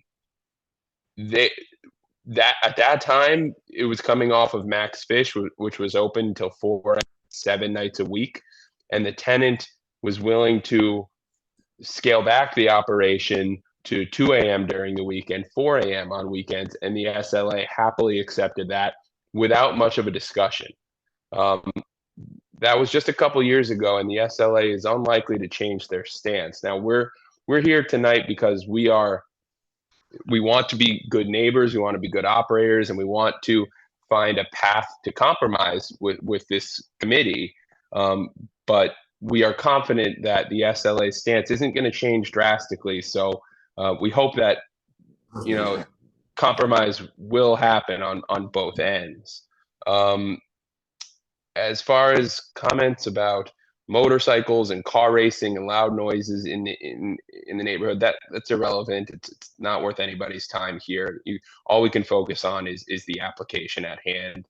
And the last thing I'll say is just about oversaturation. Again, this is a purchase of the existing business in a location that has been a nightlife establishment for over 2 decades. This is not adding a new liquor licensed establishment. This is replacing one. So this is not adding to the saturation of the neighborhood. This space isn't going to all of a sudden turn into a museum or a bookstore. It's a nightlife space, and the SLA acknowledged that. And so we're here to find some compromise. As far as what that actual compromise looks like, there was mention of the live music. We're happy to agree to that live music being acoustic only, no amplified music, and it will be no drums, which is typically the root cause of a lot of noise issues, because there's bass and there's vibration. It will be typically an acoustic guitar or a violin. So we're happy to stipulate to that. We will also be soundproofing the downstairs. The downstairs is the only location that the live music will be coming from. So we would be happy to stipulate to those things too. Those are all measures that were not needed at the SLA 2 years ago when the SLA approved this, but we're happy to take them tonight because we are happy to find a middle ground. But we just hope that the committee will work with us. Okay, so I have a question, and I know this was mentioned by a member of the public, but on your application, the only thing you checked off that you would not have was live music. So you're now saying live music was mentioned and that you would be willing to agree to no drums or anything, but that was the only thing you checked off on your questionnaire that you would not have. You were going to have DJs, third-party promoted events, event which a cover fee is charged, scheduled performances. Is it residential? What's the zoning? What? What's the zoning? It was in the 30-day notice. Yeah, C6 2. Do that. it is C6, so it's fine. Yeah, C6 2A and C5 4. But yeah, so okay, if it was in the application, so your questionnaire that you submitted to us had live music that you would not have live music, that was checked off. So that was something that I questioned. Check this document right now. If that a typo, we are doing the exact operation that was prior. We took the exact same information and made it over. Okay, well, I'm looking at the application now, so question there, but we don't need to debate that anymore, it's fine. I do understand now that you do intend on having live music, which is something we can discuss. And I could think back to something you mentioned earlier though, where you said the traffic and the noise from traffic and the motorcycles outside is irrelevant. Adding a 279 person venue to Orchard Street is not necessarily irrelevant. I mean, that is going to naturally increase traffic coming and going to this venue.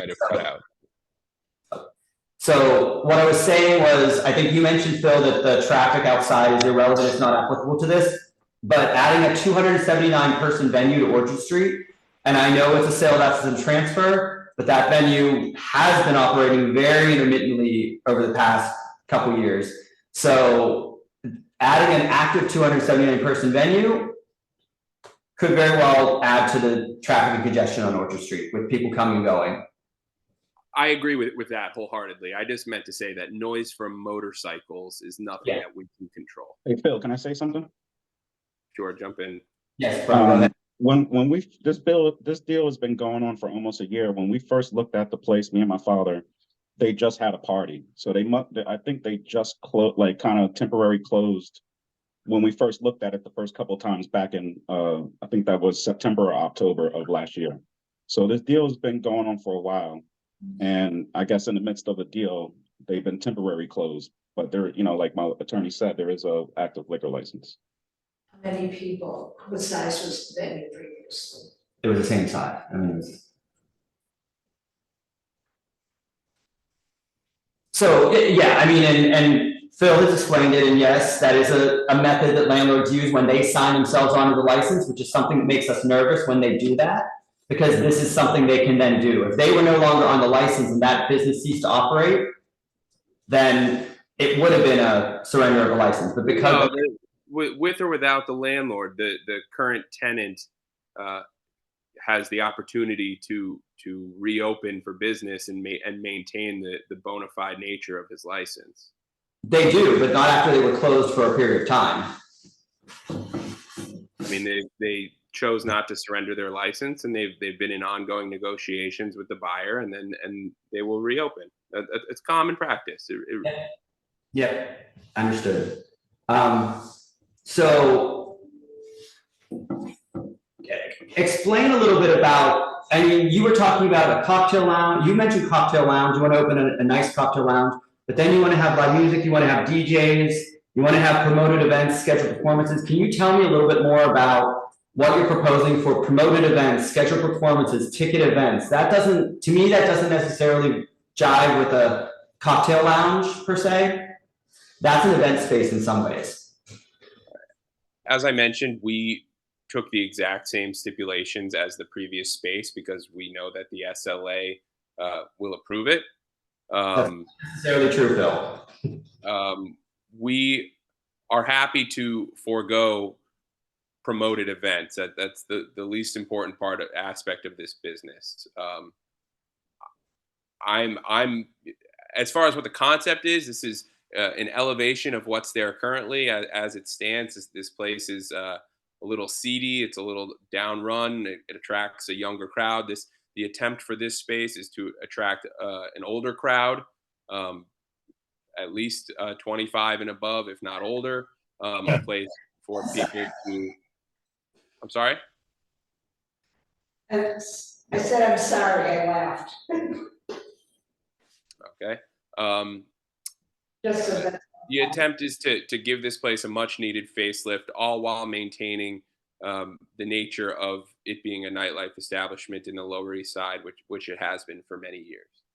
And it has been a problem for many years is the problem. That's right. And that's why we're willing to find a middle ground here. But I haven't heard any sort of potential compromise yet. Well, I'm trying to figure out what you're doing because it's not, you mentioned cocktail lounge. So you're giving up, you said you're willing to forego promoted events, and that's fine because to me that doesn't line up with the cocktail lounge. What do you mean by promoted events, though? Tom, the promoted events is just for third-party promoters, paid promoters. So if I pay a third party like Instagram paid ads, is that a promoted event? Tom, I'm it just doesn't asking, mean that's all. that you promoting your own bar on social media is a promoted event. You are still legally allowed to do that.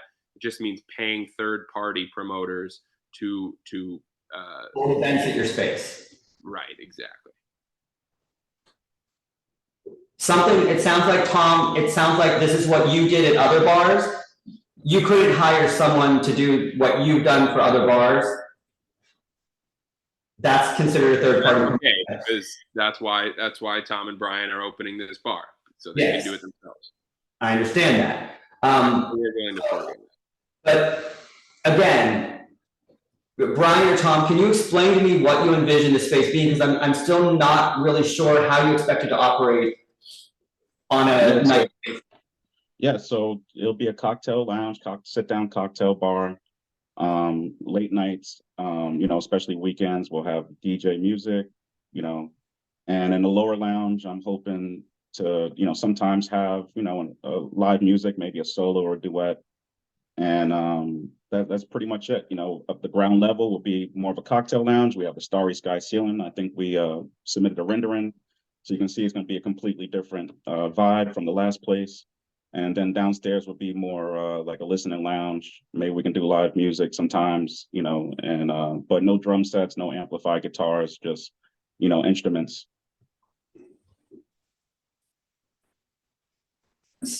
So, I mean, one thing that I want to point out is, Phil, you kept mentioning that the SLA approved this exact application. You copied everything over. The exact application, they applied as a full service restaurant.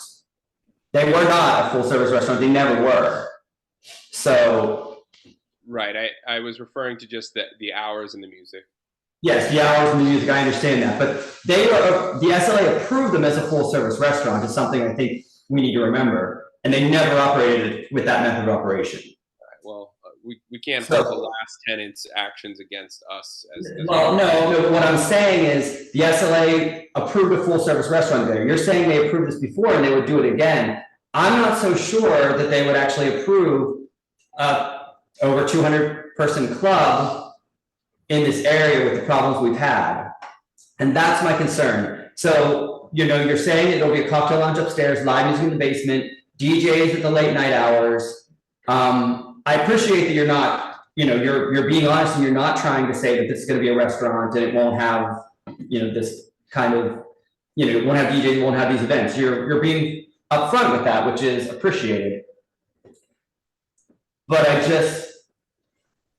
So I appreciate that that you acknowledge or appreciate the transparency here, and we really are trying to be open with you guys and want to be forthcoming with the type of place we're going to be running. So in that same regard, we would love to hear from you as to what you might consider to be a compromise.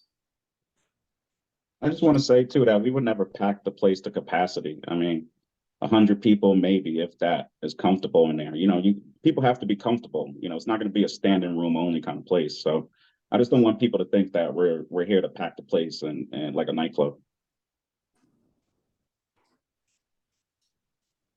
So, I think the situation that I'm seeing as far as the SLA is concerned is that this method of operation will have much more of an impact on the community. They're correct as far as the hours and size and all that. It's just replacing another one that was there. The only thing that is different is that one was a restaurant and the other is a club, which creates much more of an impact. Can I ask you a question? It sounds like that you're thinking that, okay, this license was 2 years ago, or whatever the last thing was. It's making it sound like there was no other new liquor license given since this since this person now wants to start this business. I don't know how many you have new since that last liquor license. But that's not a legal issue. The legal issue is that there was a place there and there's a new place coming in. So legally, that's how the SLA considers it. So I'd say the only difference is the method. Is the method of operation what we're discussing?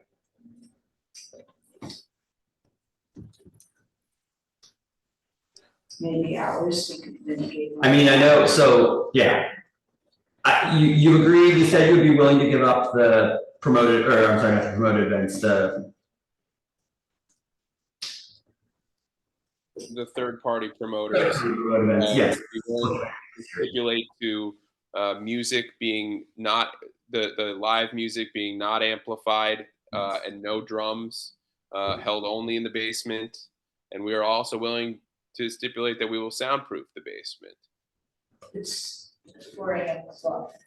Yeah, so, I mean, one thing that I haven't heard from the residents about this place is that the sound was, inside the sound was bothering the neighboring residents in the adjacent building. I didn't specifically hear that from any residents tonight. My bigger Go ahead, sorry. concern is the impact on the area and on that this type of establishment is going to bring. It's just and I'm not, there's no judgment when I said this type. I just meant the type of establishment where it's going to be a higher turnover. There's going to be a cocktail lounge. There's going to be live music. There's going to be scheduled performances, which means people will be showing up at a set time, a crowd, or at least a certain number of people will be showing up and then possibly leaving or dispersing at a relatively around the same time. All of those things cause additional issues in the neighborhood.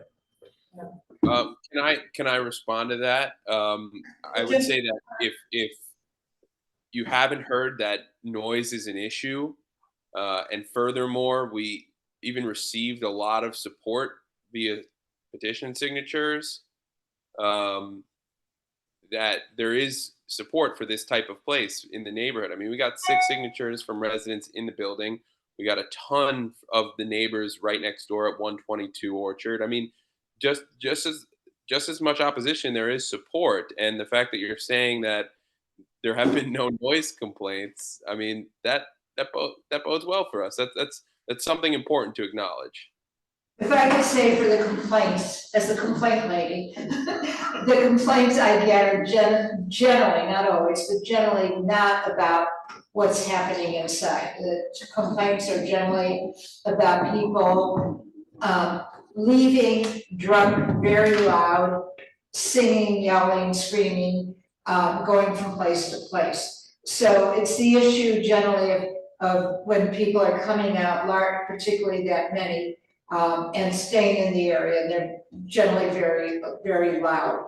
And that's why I'm saying the coming out of a club is different than coming out of a restaurant.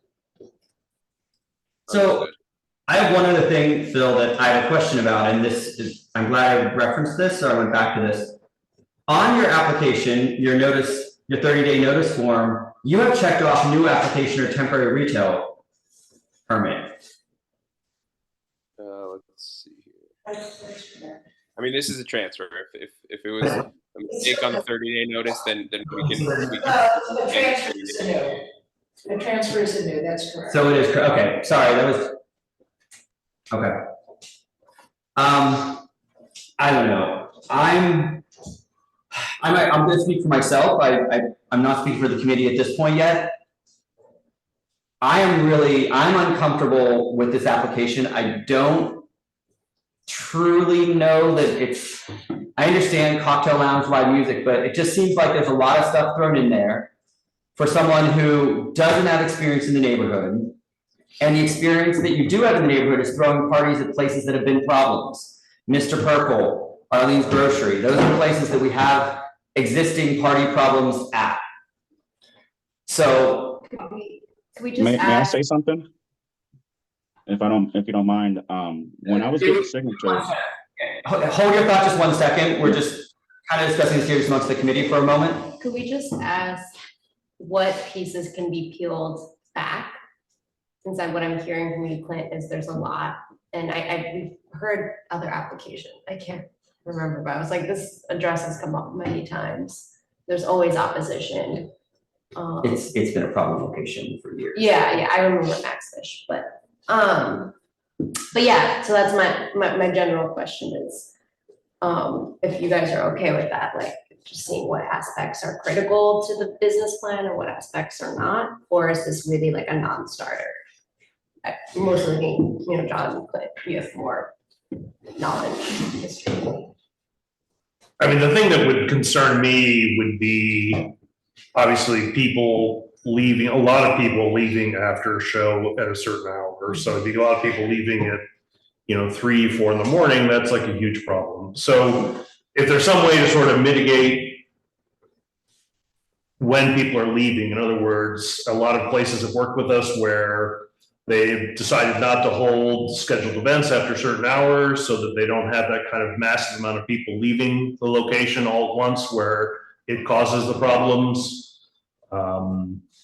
They've also, figured out ways to where they can sort of stagger that people leave from a period of time to time. They've held people inside if they could to make sure they leave. So I just don't hear like a plan of any kind to deal with the problems this is going to cause with the 4 a.m. situation. So it doesn't sound like you've got any kind of a plan to mitigate problems for the neighborhood. And I get you're not going to do some noise stuff, but that's not the actual issue. The issue is the people who get outside after they have become inebriated inside. So I would like to hear some kind of a solution to the people problem that when they go outside, and it's not what you're doing inside. What we're saying is that the only thing way you can actually mitigate that is by limiting certain activities inside, like scheduled events very late at night, by doing all that kinds of stuff. So there's got to be some way to manage the people and the flow of activity that's not going to affect the neighborhood as much. And I don't hear that yet from you. I can tell it to you right now. We are happy to get rid of scheduled / ticketed events, however it's phrased on the application. So it's not going to be people entering and exiting at one specific time. That's not the type of place this is going to be, where you're not purchasing a ticket for a show. It's just music that will be happening, throughout the evening. And what I think people will appreciate even more is that we are happy to stop all live music at midnight. So that should really help with groups of people flooding out late at night. When live music ends, which will be at midnight, some people might leave, some people might stay a little longer. But those two measures are certainly measures that should speak exactly to that concern. Okay. Right. One of the things that actually might be good too is be a way to possibly handle crowds, like, have people, encourage people to actually, contact their Ubers or whatever inside. I don't know if there's some way to do that. Make sure people not loiter. Yeah, we'd be happy to train our staff to make sure that people aren't loitering outside, and we can even stipulate to putting a sign inside the establishment saying, please, prepare your ride home inside, not outside.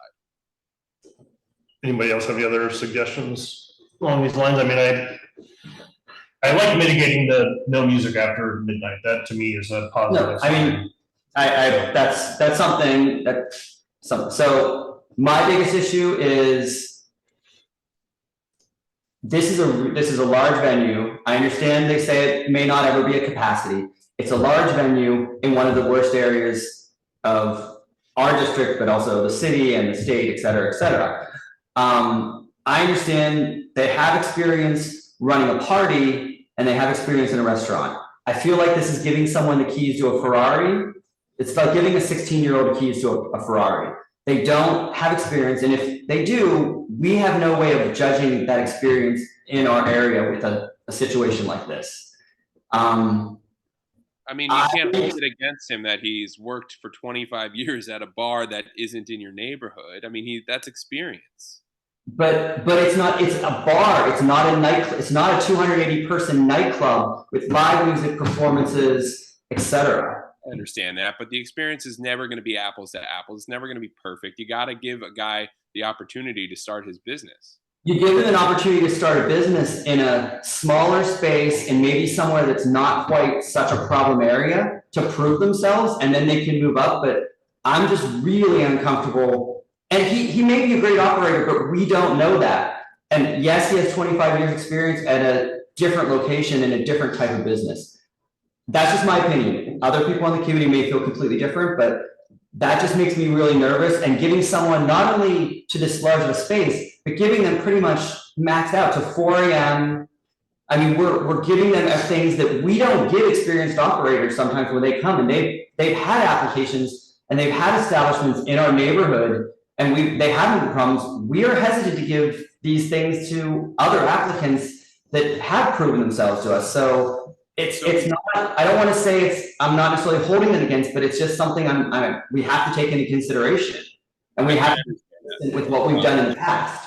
So we have now tried to make several compromises. Is there something on your end that you would be, that you would potentially compromise on, or is there an offer that you would like to give that we can hear out? Because we keep trying to appease your concerns, but then we just aren't getting anywhere with this. I would love to try to find some middle ground here. I mean, Bill, can I just say something? When I went and got signatures and I met everyone in the community, I got so much love and support. They walked me to each business and introduced me to everyone. That's how I was able to get so many signatures to people who live right there. You know what I'm saying? So I just from the community support, I mean, we just got so much love, and other business owners telling me they would come with me to the SLA if I wanted, if it was in person, and I understand we don't have like experience in your neighborhood. I appreciate what you're saying, but I mean, we're still smart business people. We're not going to put up 50 grand for attorney fees with no experience. You know what I'm saying? We're putting up a lot of money here. We wouldn't do that if we didn't feel like we had the experience to make it happen, to execute properly. Let it be known that I'm not charging 50 grand for this appearance. We understood that was hypothetical in some ways, but anyways, Clint, what is it, the hours? Do you think? I mean, first of all, for me, I myself cannot accept the 2 AM and 4 AM hours. That's just something that, as I said, we've fought and not given established operators those hours. And I understand you're saying this is a transfer and this is what the previous applicant had. The previous applicant, when they came, they did have other experience in our community. They did. So, and I think we still denied it, and it was fought at the SLA. So. And they still failed as a business.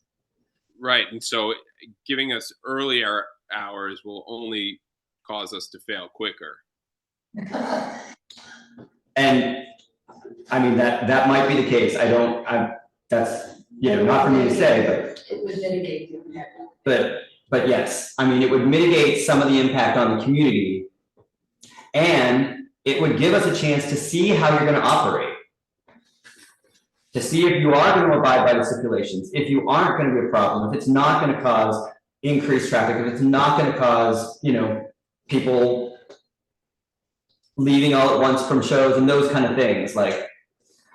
So what we commonly like to see is that, you negotiate on the hours and then maybe come back after operating for some period of time and say, hey, look, we're good operators, we deserve to have, longer hours. That's just kind of how we've worked with a lot of applicants, and it's been successful. And it's also stopped some people from doing bad things quite recently, actually. So would you be willing to do it for a period of time and then, cut back your hours, the late hours, and then come back after you've operated for a period of time? Yeah. Sorry, I'm just getting a response from Tom and Brian now.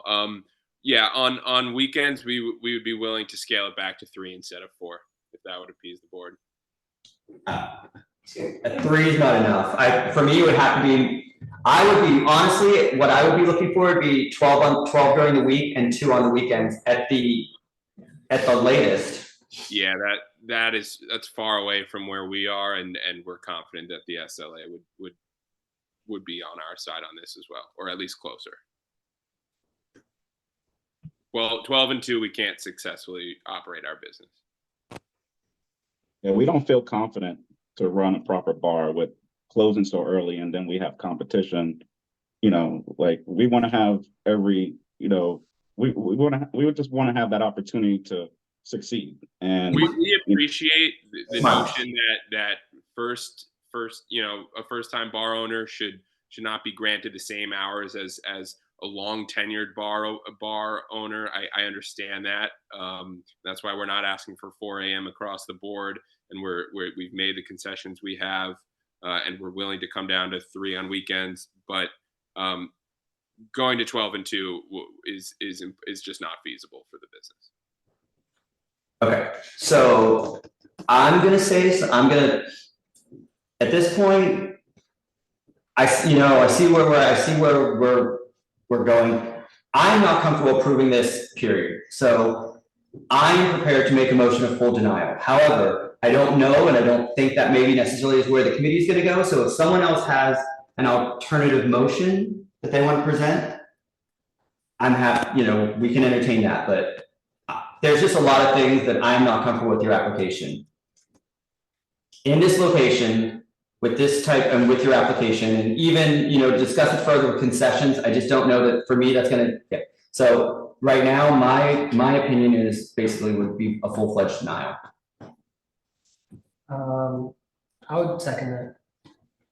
I mean, we asked that if you can just give us the opportunity, like, we're not gonna come into your neighborhood and screw things up.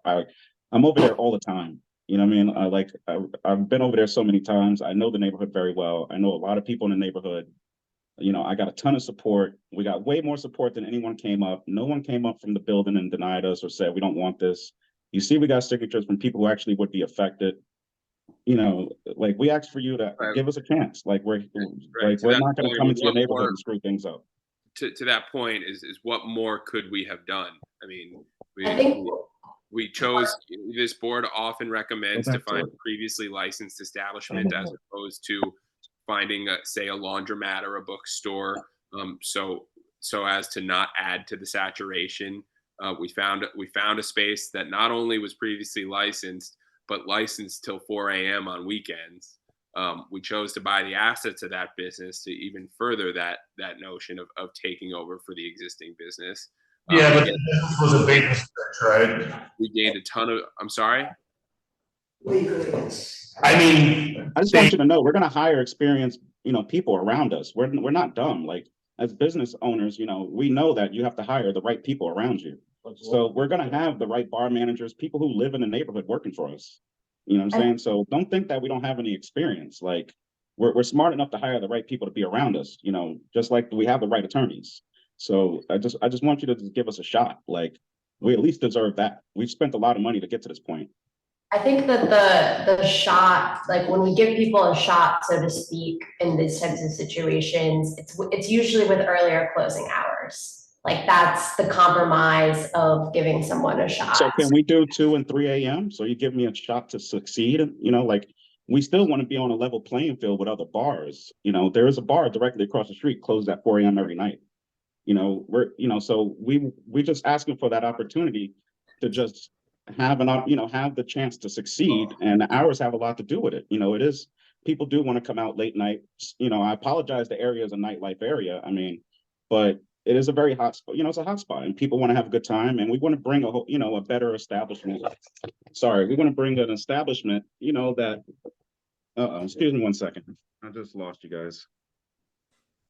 Oh man, hold on. You're still here. We can hear you. Okay, no, my screen got messed up. But we just, we're bringing an establishment that's going to attract the higher, it's not going to be for college kids. We're looking for 25 and up. It's not going to be the issues that you have from, other bars up the street where, you have that, busy corner. So we're just asking for the opportunity to come into your neighborhood, do the right thing. We got a lot of love and support from all the locals. You can see from the signatures. Nobody came up who lived in a building or next door and said that they don't want this. So we're just asking if you can do 2 a.m., 3 a.m. We're not going to let you down. We're responsible owners, and I'm someone who loves the neighborhood. Like, I'm over there every day. I know a ton of people over there, and I just want to come over there and just add to the neighborhood in a good way. And, my father, very responsible guy. He doesn't drink. I don't drink. We're very responsible owners. Is there any, I'm either for a full denial, or I would do 12 during the week, 2 on the weekends, with no scheduled performances, no ticketed events, no lines. it's just, we can't have those kind of things in this neighborhood, and unfortunately. We're not doing a nightclub. I don't want you to understand, I want you to understand that just because the capacity is 279, we're not gonna make a nightclub. It's gonna be a cocktail lounge, it's gonna be more of a sit-down place. Think like a Bar Belly, think like a Double Chicken. It's gonna be that type of vibe. It's not gonna be a nightclub, so, we're asking for the opportunity. I mean, if you can do 3 a.m. on the weekends, we'll do that, and 12 a.m. during the week. But I mean, we need those hours to succeed. Otherwise, you're just setting us up for failure. I'm open to later hours without live music, without DJs, like just recorded music. If it's a lounge, you can use recorded music at, comfortable background level. We already agreed to. I appreciate doing that. DJ on the weekends. I appreciate that compromise. Whoever stated that, that goes a long way. We had already stated that live music would end by midnight. We're happy to even change that to 11. Yeah, but I think the compromise, because if you heard Phil, Clint was like, no to everything. And so my counter to what Clint said was, how about just no to these particular things with later hours? Live music can be over at 10 p.m. We're only going to do live music every once in a while, maybe once a week, if that. It's not going to be our bread and butter. And then DJs on the weekends, but recorded music during the week. And ticket events, like, I don't understand if it's a cocktail. You said they were getting rid of them, right? Yeah, You said they were getting rid of them. the ticketed events. We already. They drop ticket events? But it dropped ticket events, yes. Okay, sorry, I missed that. I mean, I didn't keep up with that in my notes, but. Hard to keep up with all the compromises we're making. Just a joke. It oftentimes is about the hours in terms of the noise more than the music, but Smart. yeah, no, I agree with you, Susan, but I've heard Clint say no to everything, so I was just trying to find a middle. Yeah. A middle. Maybe we'll do Thursday hours too. Because people need to get up and go. Yeah. I'll be back. I'm going to get something. So I don't know. I'm still really unsure about this. I understand your intent, but unfortunately, we've seen this time and time again. The best intentions just don't always work out. You can't hold that against us. Please don't hold that against us. We have no bad history in the neighborhood. This committee, but we have a lot of support otherwise. It seems like you personally do not support this, but we do have a lot of support elsewhere. So we appreciate the compromise coming from other people. Okay. If someone else asking for an opportunity to come and open a beautiful establishment in your neighborhood, a place where I grew up partying, having a good time. I went to FIT. I've been going over there for a very long time, and I love the neighborhood, and this is why we chose this area. And like I said, we're responsible. We're going to do the right thing. We would totally take 3 a.m. on the weekends, but we need the opportunity to be able to be successful. And, and that's just business. It's nothing against you guys or anything, but that's just business. We need that opportunity to be successful. If you want midnight during the week, we could probably make it work. But on the weekends, we got to be able to take advantage of the late night, because that's where you make your money. And that's just the bar business, Bar business, and unfortunately, that's what the neighborhood has become, and that's what the residents are suffering from. And we got a lot of support from our residents, though. And in fact, it's reducing the status quo, because the current tenant has 4 a.m. and 2 a.m. I mean, we're now all of a sudden at midnight and 3. I mean, that's a huge leap. That's a reduction in the status quo. That is an improvement in the neighborhood. It is, but again, we got tons of support from the people who actually live there. You can't just overlook that. All those SLA people who live there walked me around the whole block and introduced me to everyone. It was like, hey, this is Tom and this is Father Brian. They're opening a bar here. And everyone showed me love. No one said we don't want it. No one said it. No one, you know what I'm saying? So you gotta, the community is behind us. we have another situation a block away from here where it was a long-standing establishment that came, they had all kinds of support. The people in the building are now suffering miserably, and they're all coming back to us and saying, we wish we would have approved it. So I'm not saying that's gonna happen here, but I'm just saying we can't, you know, and I think you had 26 signatures, which is what you submitted. That's, to me, that's not. I had more than 26 signatures. I had like 50 something signatures. That's more than the amount of people who spoke out against us tonight. Probably that.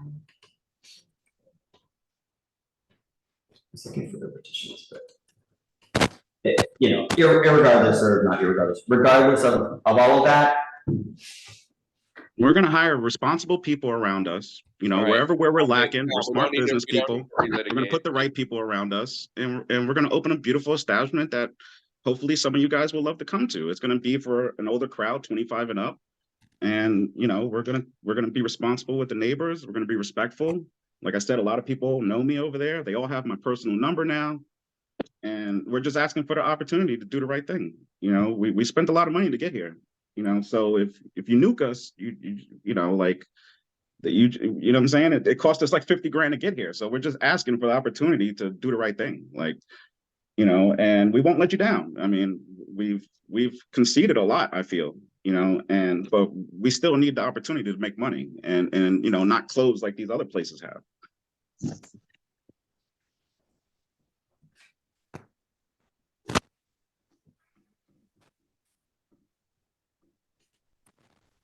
does anyone else want to propose an alternative motion? Because I'm still not sold on these.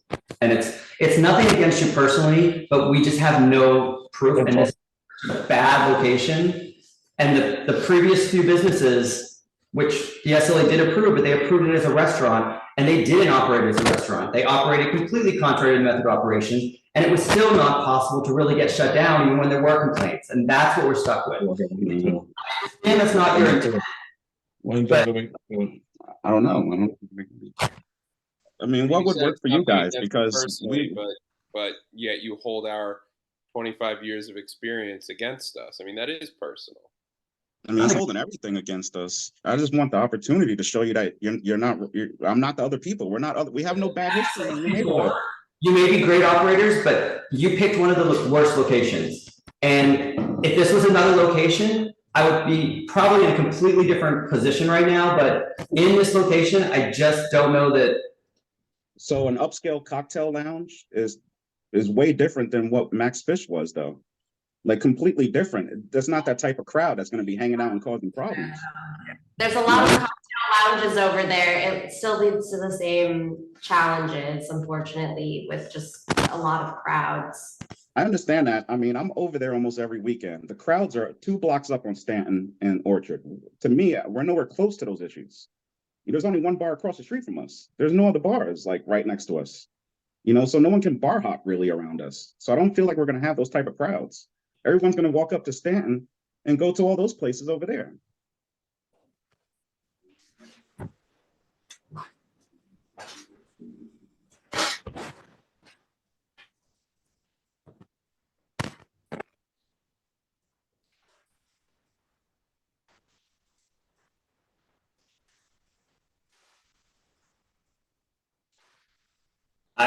I hear what you're saying, but I don't buy that. If you have a successful business, the crowds are going to come. That's what's in that neighborhood. And I understand that, but the issue is the so I don't buy. What can we do in we're hours? at a stalemate here. I mean, we gave our offer. I don't know what your final offer is, Clint. But my final offer is I would be willing to support a motion. It's 12 a.m. during the week, 2 a.m. on the weekends. No ticket events, no scheduled performances. I actually don't feel as strongly about live acoustic music. I don't really care if you do that. That's not usually a problem. It's all the other things that are bringing the crowds and the problems outside in the neighborhood that I have an issue with. I respect that, but I would ask if you can give us 2 a.m. every night or something to at least set us up for success. He gave his final offer. He will All vote right. 6, and we can elect to take them or not. It's not, I mean, that was just me. That's, the committee hasn't decided yet, so there could be something else that could come out of this. That was what I was stating is what I would be comfortable with. I just, if you're saying you want people 25 plus, like 2 a.m. on a Tuesday, is that really needed? No, we already came down on the weekdays to midnight. He just said 2 a.m. across all day. It's your. Well, that was him, his concession. If he came down to 2 a.m. on weekends, then he would need to go back up during the week. That was the idea. Why for the clientele is my question. I'm a young guy. I'm 38, and I'm at a cocktail lounge at 2 a.m. I'm at Bar Belly at midnight, 1 a.m. in the morning. It's, grown people come outside at night. And I'm the youngest person on this committee, so I'm just trying to level with you. No, I appreciate, and I just want to tell you guys, we appreciate everything. But we really want to work with you. We don't want to, not come away from this not having a deal. It's very important for us to work with you guys. And like I said, I got a lot of love from the community. They walked me down the street to every single business and introduced me to every single business owner.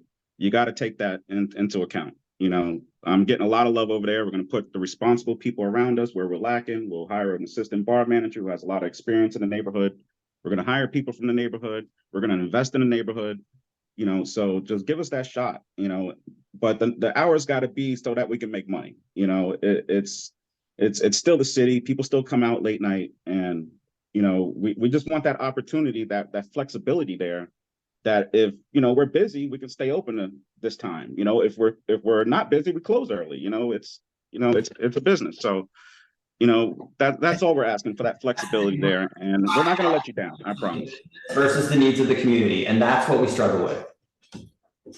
Well, the community supported us. You can look at the signatures. I got it's from people who live there.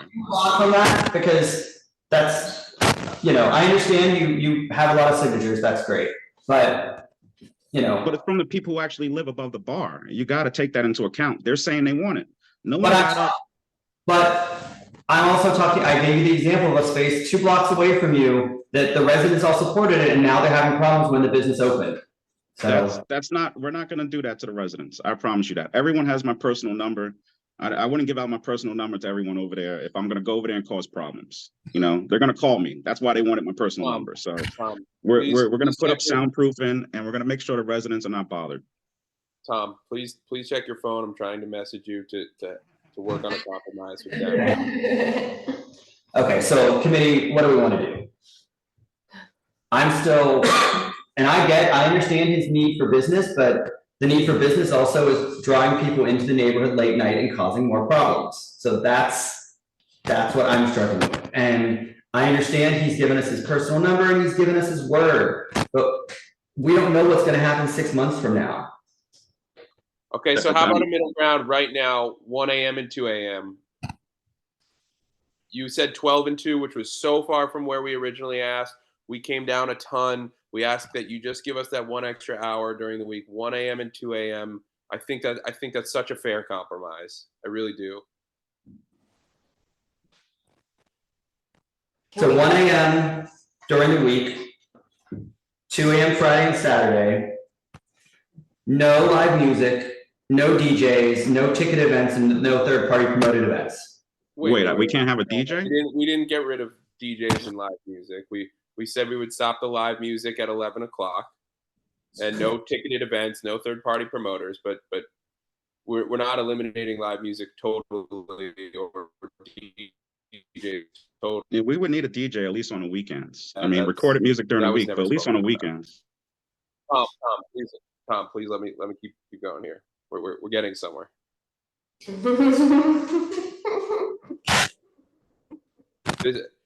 Clint, we've been doing this for a long time now. I really think this is a fair compromise here. It sounds like people are willing to work with us a little bit. We've gotten a lot of support. We're trying to work with you. We really are doing our best to find a middle ground. We can't fold completely, or else we have no business. I mean, we are already operating on razor thin margins. I think 1 and 2 is fair. And I understand that, but unfortunately, and I don't mean this in sounds, but I don't have anything to trust you on yet. I'm sorry. And we give you these orders and you're gonna be a problem, and then the neighborhood is stuck with it. And I know you're giving us your word, and I've had situations so many times, and then I have people on the street that harass me because we approve something. Then I think that's the problem. I respect what you're saying. You know, I don't want to come into your neighborhood and mess things up, but you know, we live in a nice neighborhood too, and we would never go to someone else's neighborhood and cause problems. You know, that's kind of like how we were raised. That's where we live. You know, we're not looking to do that. But then things end up happening, things change. I run a tight ship. Like I said, me and my father don't drink. We're not there to party. We're there to run a business and respect the neighbors and join the community. I love that community. I've been partying over there for a very long time, and that's where I want to be. I mean, you know, I understand your worry, your concerns and everything, but we're not here. We wouldn't spend this type of money to come before you to waste your time. You know what I'm saying? We're here to do the right thing, and I just want you to know that. Like, you know, I don't know what else to say, but we would love for you to vote on it. You know, 1 a.m., 2 a.m., and see where we're at.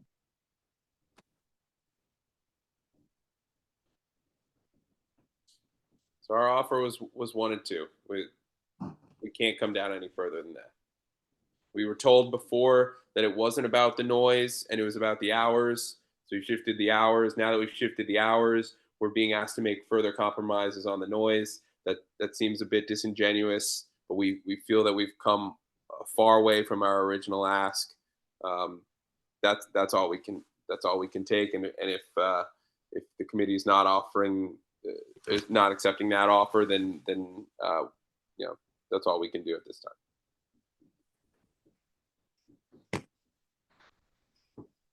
I don't know, what does the rest of the committee say? So we, as it stands with the hours right now, we're at 2 a.m. Monday through Wednesday. No. 1 a.m. Monday through Wednesday, and then 2 a.m. Wednesday or Thursday. 2 a.m. Thursday through Sunday. No, That's correct. Thursday and 2 a.m. I said Friday and Saturday and Saturday. Sunday. All right, I'm sorry, can one person? It was 1 a.m. during the week and 2 a.m. Friday and Saturday, correct? That's what I just said. Okay, so there's 2 people. Well, originally Thursday was included in our later hours portion of the hours, but if that is what will get you to accept this deal, it will be 1 a.m. as was just stated, 1 a.m. during the week and 2 a.m. on weekends. So continue reading, Michael. I'm sorry? Continue, you were. No, that's all. You were just confirming the hours. Yeah, I just wanted to confirm that's where we were at with the hours. Yes. Okay. Well, I think it's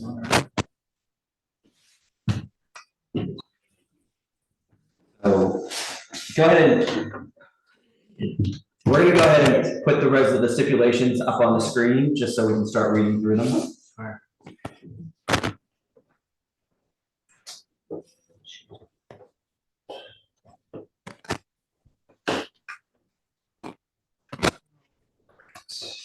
You bump that just a tiny bit. That better? That's fine. I can't believe you can actually read that.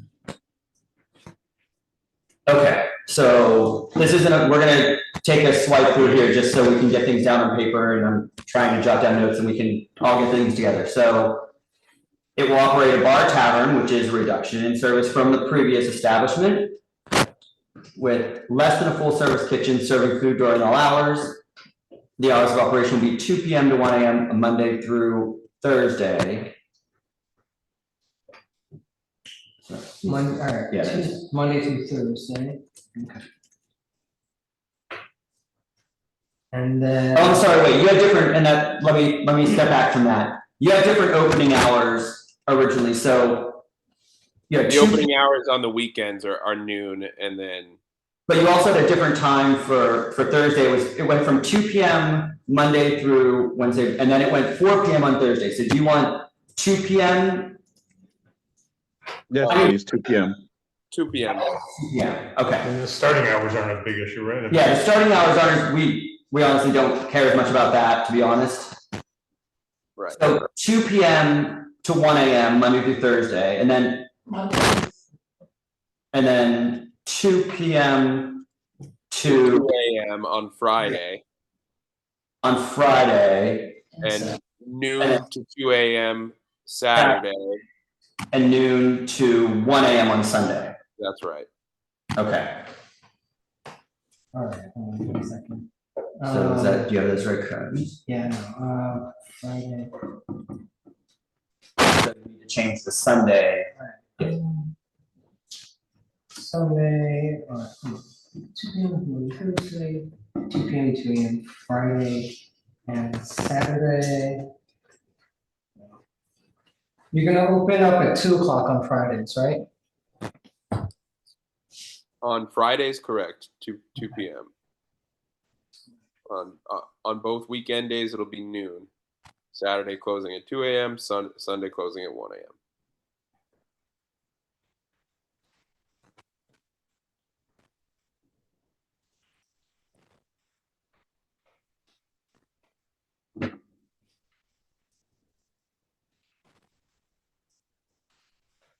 There we go.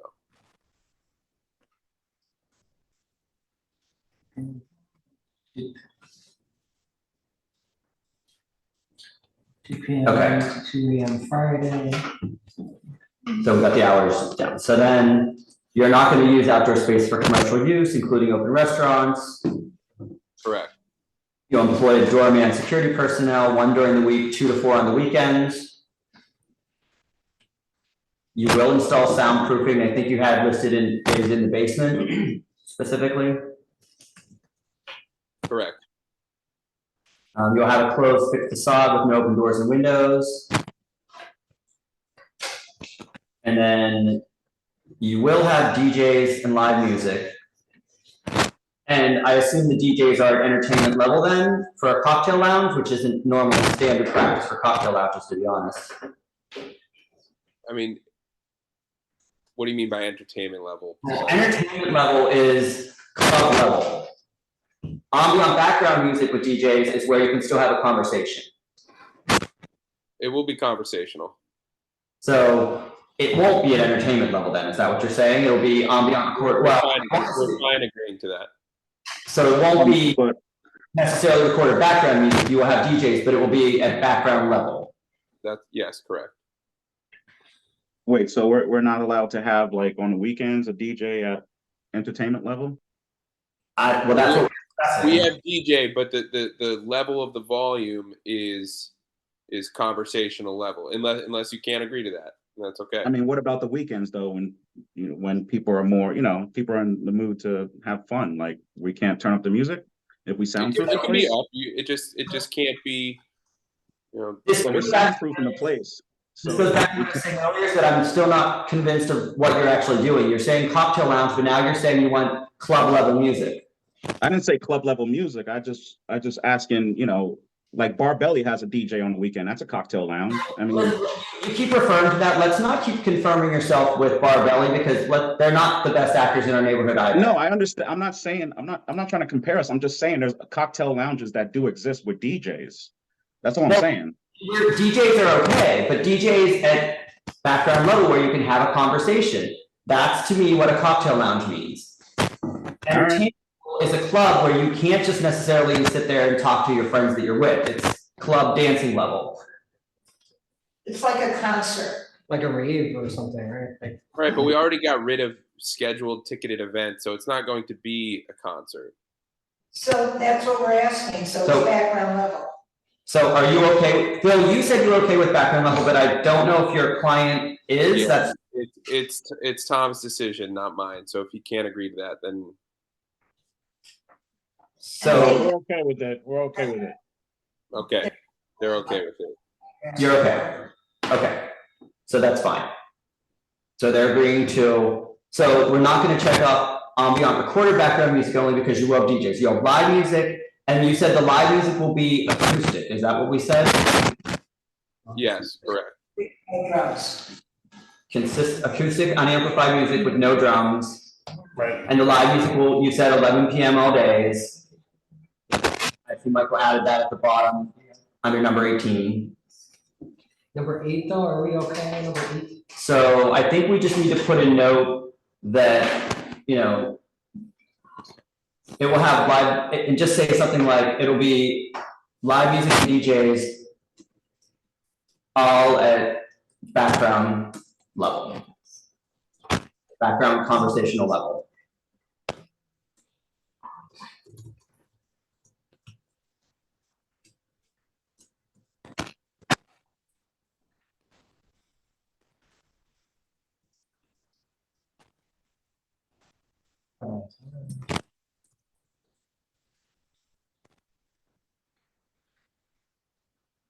And you did agree, I'm just confirming, that no third-party promoted events, no events with a cover fee is charged, and no scheduled performances. Okay. You will not apply for an alteration without coming to CB3. You will not, it's already full GOP. You will not participate in pub crawls or party buses. You will not have unlimited drink specials, including boozy brunches. Will have a happy hour that will end by 7 p.m. We will not have wait lines. We'll have a staff person responsible for ensuring no boys loitering or crowds. And just so you know, that is especially, you cannot have a line inside down there. It's just not an option. So I know you're agreeing to it, but I just want to reiterate the importance of that. You'll conspicuously post the stipulation beside the liquor license, and residents may contact the owner at the number below. And then the live music will consist of acoustic unamplified music without drums. The music will end by 11 p.m. all days. Looks good.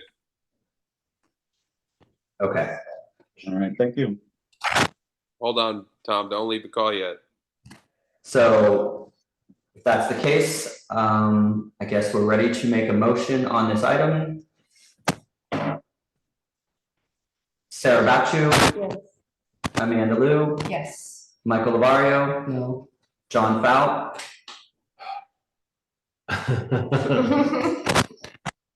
It's a tough one. I'm gonna say yes, but Okay. I'm gonna be upset if it doesn't work out, trust me. Okay. So that's 3 yes, 1 no. I'm gonna say no.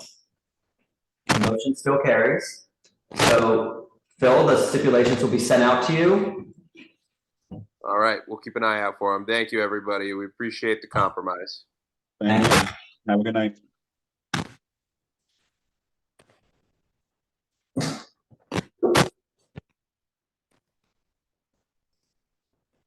Okay.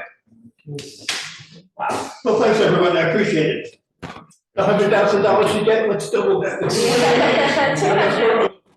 Thank you, Brian. Thanks for coming and voicing Have a great night. They actually changed their whole method of operation. They drastically But- changed. So, They did work. so here's what I would say though, the fact that they were so willing to do that means they weren't very well thought out in the business model. And I'm personally not getting that from them. I'm looking at the first applicant we had, and I think also who this person is represented by, who I think very much respects the community board. Yeah. So I got that. that's just not my personal feeling. Can I have your number so I can call you? Sorry to read that. I mean, my concern about, I'll call you when I'm up at 3 a.m. I understand. my concern about not voting against it would have been if they were gonna go to the SLA and just get something approved. Absolutely. That's, But we would have been sending something that they were refusing to sign, and the SLA would have had that as a reference. And these community members would probably have gone to fight it, to be honest. So can I say? Okay, so anyway. I think the SLA would not have respected us denying that after the way they changed the method of operation. Just my take. yeah, I mean, I feel like we got a decent deal, so. Okay, so hopefully, I think the rest of them might not be too bad, so let's get moving. Don't jinx it. Okay, so we are gonna move on now to number 3, 8282, it's Lion Hospitality LLC, 84 Stanton Street. If you are the applicant here for 8282 Stanton Street, please raise your hand, your Zoom hand.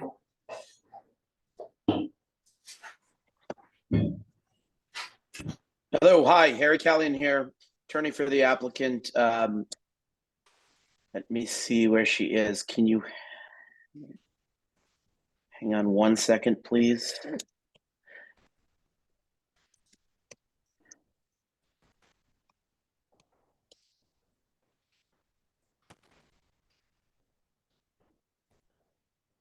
So the client, I apologize. The client's name is G-Him, H-I-M. Raised their hand, so he's going to promote her now. Yep. So while he's promoting her, I have a quick question. There's one thing that was missing. Do you have the occupancy for this establishment? Is it occupancy of under 74? Yes, 74 and under, yes. I kind of assumed that. It just wasn't listed. I just wanted to clarify that. So, okay. So I'm going to give a brief summary of this, and then we'll hear from the applicant if there's anyone here from the public, and then we'll move on to a vote. Lion Hospitality, doing business as 8282, is seeking a method of operations change to their full on-premises license located at 84 Stand Street between Allen and Orchard. It's an application. It's an establishment of 74 people or less, 12 tables, 24 seats, one 16-foot bar with 14 seats. The kitchen is open and serving Korean food all hours of operation. They have French doors and recorded background music. There are 35 full on-premises licenses within 500 feet. They have operated this location since 2021. They have also previously had a location at 199 2nd Avenue from 2017 to 2020. Neither of these applications or locations, have had any issues. We did receive a letter of support from one resident and a letter of support from the lower side dwellers. 30 residents who live within 2 blocks of this location signed a petition in favor of the application. And they are the crux of this application is they are proposing to extend their hours from 12 a.m. every day to 2 a.m. every day. So, Harry, G, is there anything else that I missed or that you want to add or clarify? No, that's correct. That was all accurate. This is an excellent Korean restaurant. They recently won a Michelin star. They, this is not a bar or a nightclub. This is a full service, great restaurant. It's a great amenity in the neighborhood. There's community support, including from the dwellers and other neighbors. G is the owner with her husband, and it's just a really great spot. They want to be able to serve their food a little bit later. And so they're coming through the following the proper procedure and protocols, and coming to the community board and asking for your blessing on this. So, G, do you want to say anything else?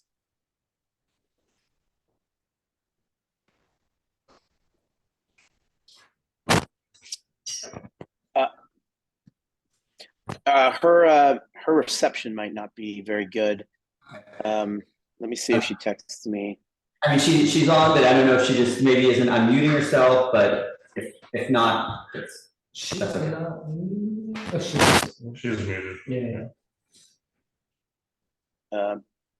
Okay, while you text her, we can move on and see, is there anyone here from the public to speak, Michael? Nobody's. Okay, so there's no one here to speak from the public.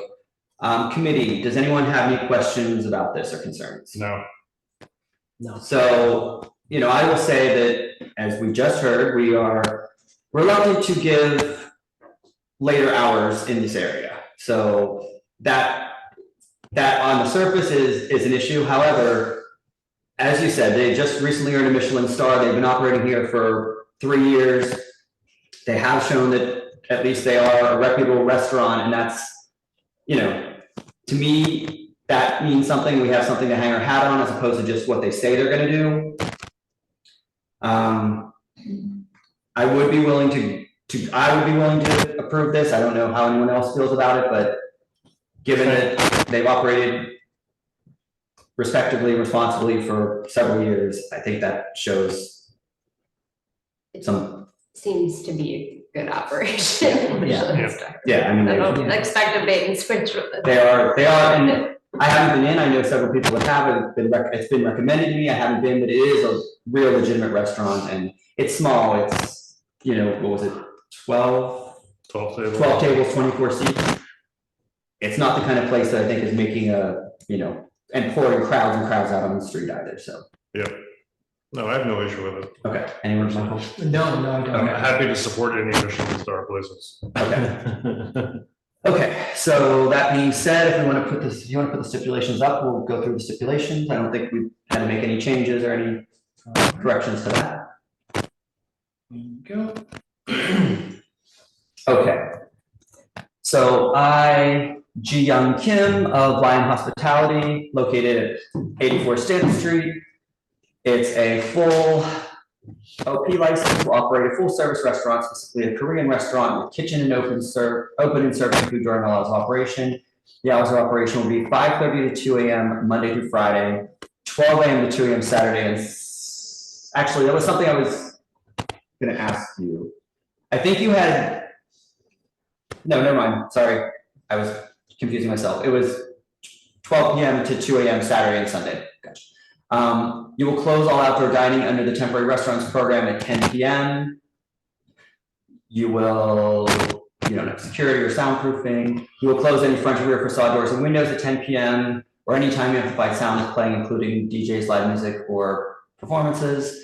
You will not have DJs, live music, third-party promoted events, any event in which a cover fee is charged, or scheduled performances. You'll play ambient recorded background music only. Will not apply for an alteration without coming to CB3, will not participate in pub crawls, will not have unlimited drink specials, including boozy brunches, will not have a happy hour, will not have wait lines, will have a staff person for ensuring no loitering, noise, or crowds, will conspicuously post a stipulation form beside the liquor license, and residents may contact the owner at the number below, and it's Ji Young Kim at 201-724-7511. Does that look at everything that we agreed to? Yes, that's accurate. Okay, perfect. So we will move to a committee vote. I saw that G raised her hand. Oh, did she? Oh, so yeah. So she raised her hand. G, do you have something to say? Do you want to unmute yourself? Yeah, hi. Sorry, my voice is had that wretched virus that everyone's been having. But thank you so much for your time. I really appreciate everything that you guys do, and no objections to the form that was just talked about. Great, perfect. Okay, so we will move to a vote. Sarah Bachu? Yes. Amanda Liu? Yes. Michael Lavario? Yes. John Bell? And Clint Smeltzer, yes. Okay. Harry, the stipulation forms will be sent out to you from the office. You know the drill. Get it back to us, notarize, et cetera, et cetera. Very good. Thank you very much. Perfect. Thank you.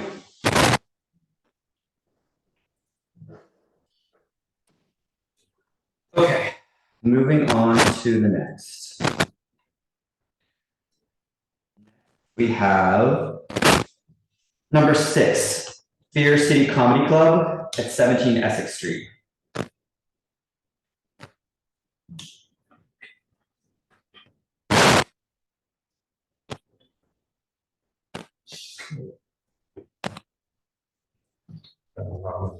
Johan. So yeah, applicants are representatives for number 6 at 17 Essex Street. Please raise your new hand.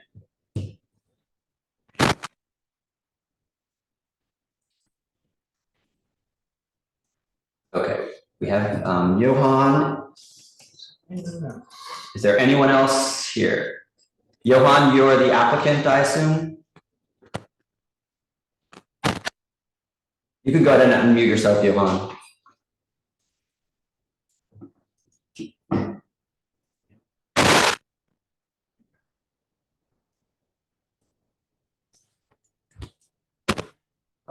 Johan, can you unmute yourself to speak?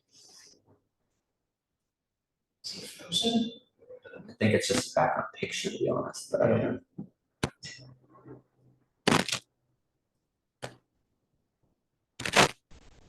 Okay.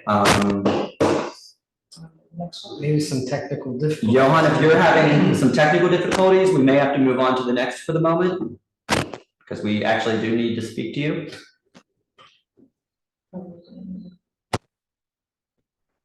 Oh, there we go. Sorry, I was on the wrong panel. Sorry. How are we, guys? Okay, so I'm gonna give a summary of the application, and then I do have a couple questions of things that we were a little bit. Well, let me just summarize, and then I'll ask you a few questions for clarification before we move on. So this is an entity to be formed by Johan E. Anacrona. Anacrona, Anacrona, sorry about that. Doing business as Fierce Comedy Club, seeking a wine and beer license for a premises located at 17 Essex Street between Hester and Canal. Correct. It's an application for an establishment with one table and 60 seats. Yes. So I assume that's a large, when you say one table, is that a large communal table? Is that? That's going to be for the performers, a comic that would seat for performers. So 3 comics and a host.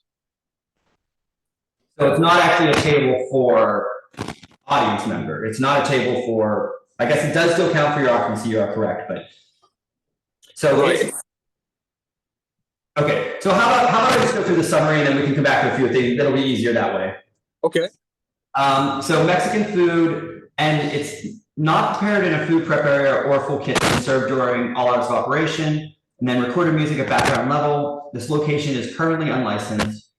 The applicant has never been a license holder, but has experience in the industry. 6 residents who live within 2 blocks of the location signed a petition in favor, and they're proposing hours of 5 p.m. and closing at 12 a.m. all days. Yeah. So back to your method of operation. You are proposing Mexican food, and then I think you did not check off or you did not have that you were having a food prep area.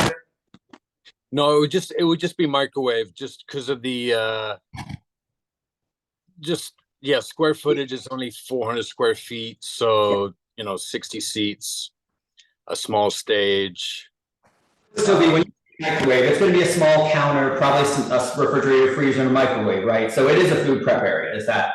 Yeah, right. Yeah, that would be very basic. Yeah. Okay, so that would be what we would consider a food prep area. It's definitely not a full kitchen, but just to serve, whatever, if the top is whatever you're heating up, basically.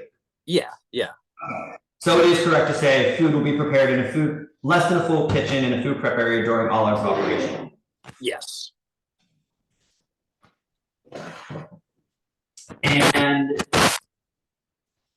I know you probably heard what we discussed earlier. What do you plan on? I know it's a comedy club, but what schedule? Do you plan on having 3 shows a night, or are they going to start at 7, 10? What is your schedule going to look like? So the schedule would be 3 shows a night, 6, 8, and 10. So the shows would run no longer than an hour, and then there'll be plenty of time to disperse in between shows. So we're not, people aren't lining up outside to get in, because some comedy clubs are very eager to maximize time, and they treat customers like cattle, just pushing them in and out. It's not a pleasant experience. So this is going to be more friendly, audience friendly. You can, hang up for a little bit, talk to the comics, and then leave on your own accord. You're not getting shoved out, but at the same time, there's going to be, a full hour in between shows. So there's plenty of time to disperse.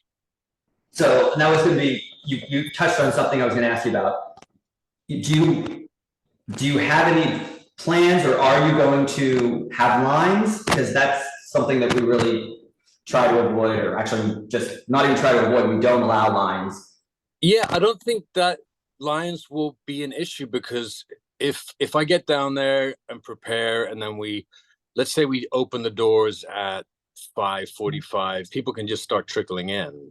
Nobody has to wait in line, because nobody's waiting to get out. So with the generous time space in between, I don't foresee any lines outside. Okay. And so, because I think in your application, you didn't check off, you will not have wait lines. You said you would have a staff person responsible, but you didn't check off that I will not have wait lines. So are you willing to agree to no wait lines? Right. Okay, because that's a very important thing for us just in general in CB3. Yeah. Okay. So I think that, let me just glance down here. I think that pretty much took care of all the questions I had. Cool.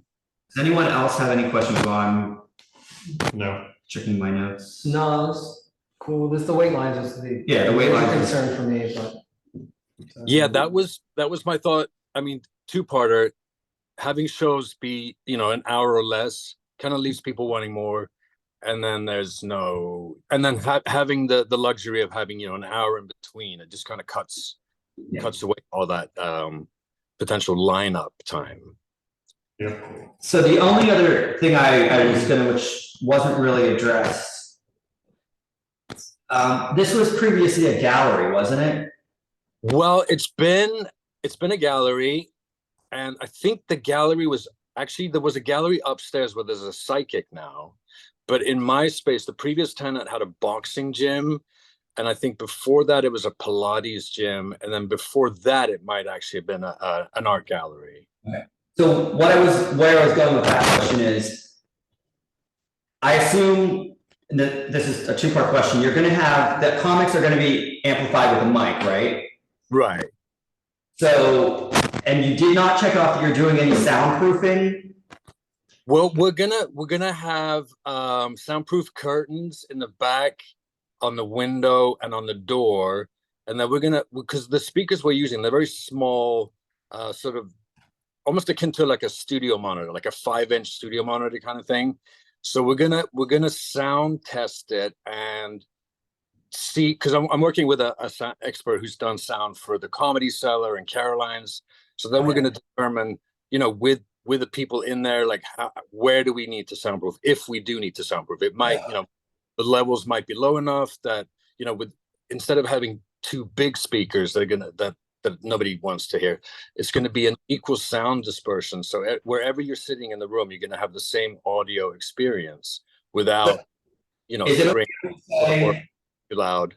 So we're hoping that with the curtains and 60 upholstered seats, that should mitigate some. And it's very low ceilings. There's 7'4" ceilings. The stage is 7 inches high, so it's very, very tight, contained, and so far it's quite empty. So we're going to see, and then we'll mitigate, and be in touch with neighbors if they hear anything. Is it okay if we say you'll soundproof if needed? Yeah. Okay. Yeah. So generally how we phrase that is soundproof if needed to prevent noise in neighboring apartments. Yes. Exactly. To prevent any audio discomfort from anybody around. Yeah. Perfect. So yeah, that takes, and then, so how we'll phrase it is, it'll be, when you're not having the comic on, you're probably gonna have some recorded background music, right? Right. Yeah, it will be, sort of like intermission music, if you like, just to sort of have, so it's not quiet, so it's not silent. There's like, background music. So we'll say it'll be recorded ambient background music with the comics with an amplified microphone is how we'll say it. Yeah. You don't plan on having any other live music or DJ because it's a common club, right? Right. Perfect. Okay. And then I think, so that takes care of everything I have.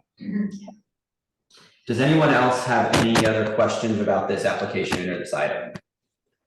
Just want to say those small mini amplifiers or speakers are much better. Yeah. Much better.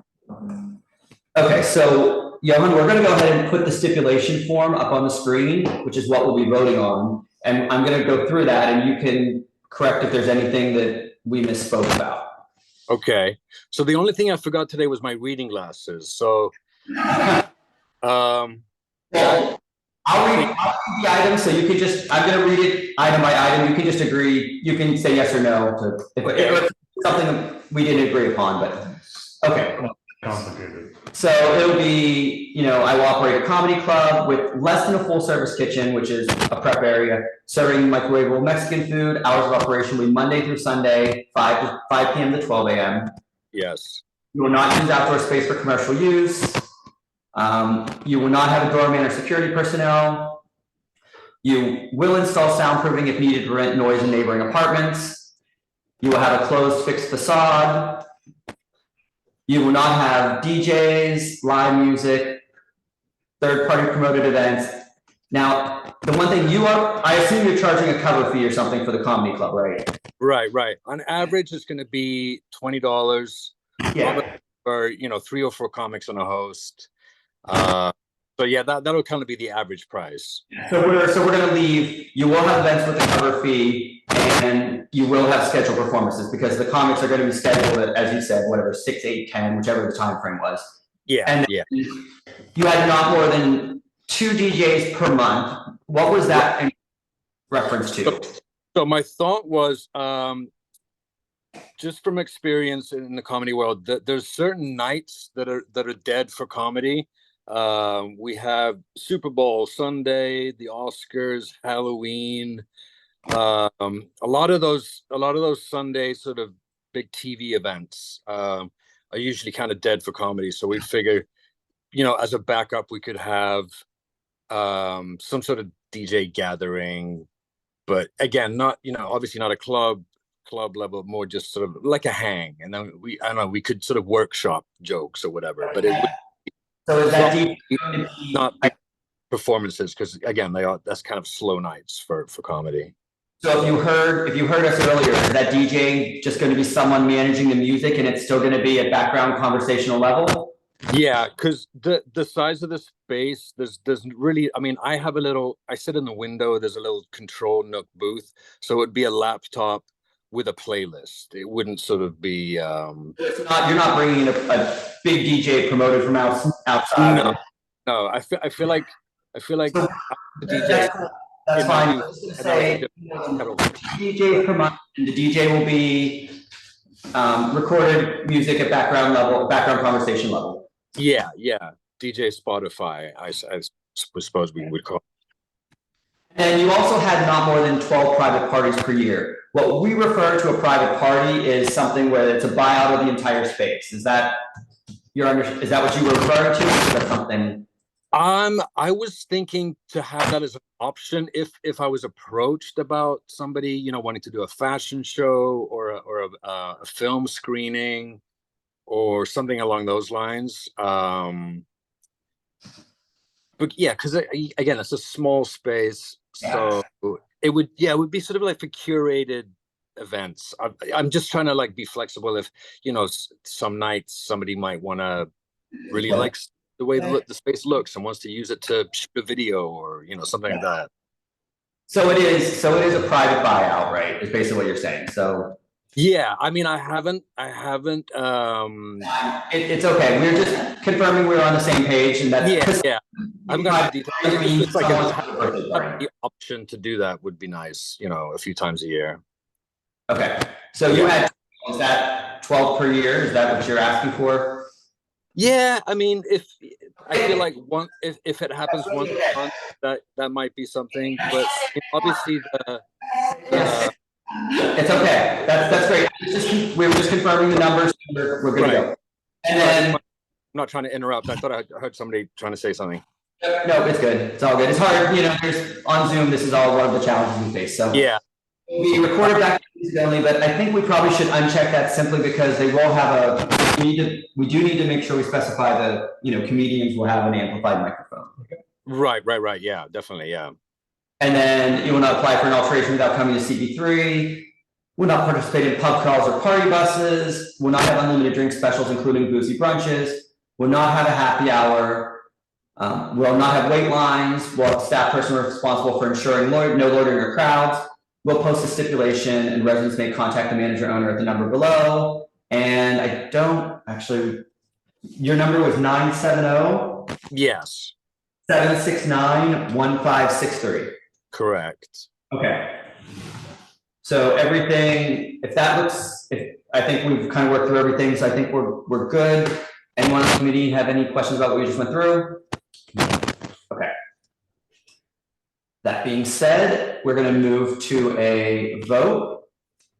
Sarah Bachu? Yes. Amanda Liu? Yes. John Fout? Yes. Michael Lavario? Yes. Clint Snelzer, yes. Okay, so Johan, this resolution passed. The office will be sending you out the stipulation form with instructions on what to do. You'll need to get it signed and notarized. Good So stuff. I do see someone commenting that no one from the public did.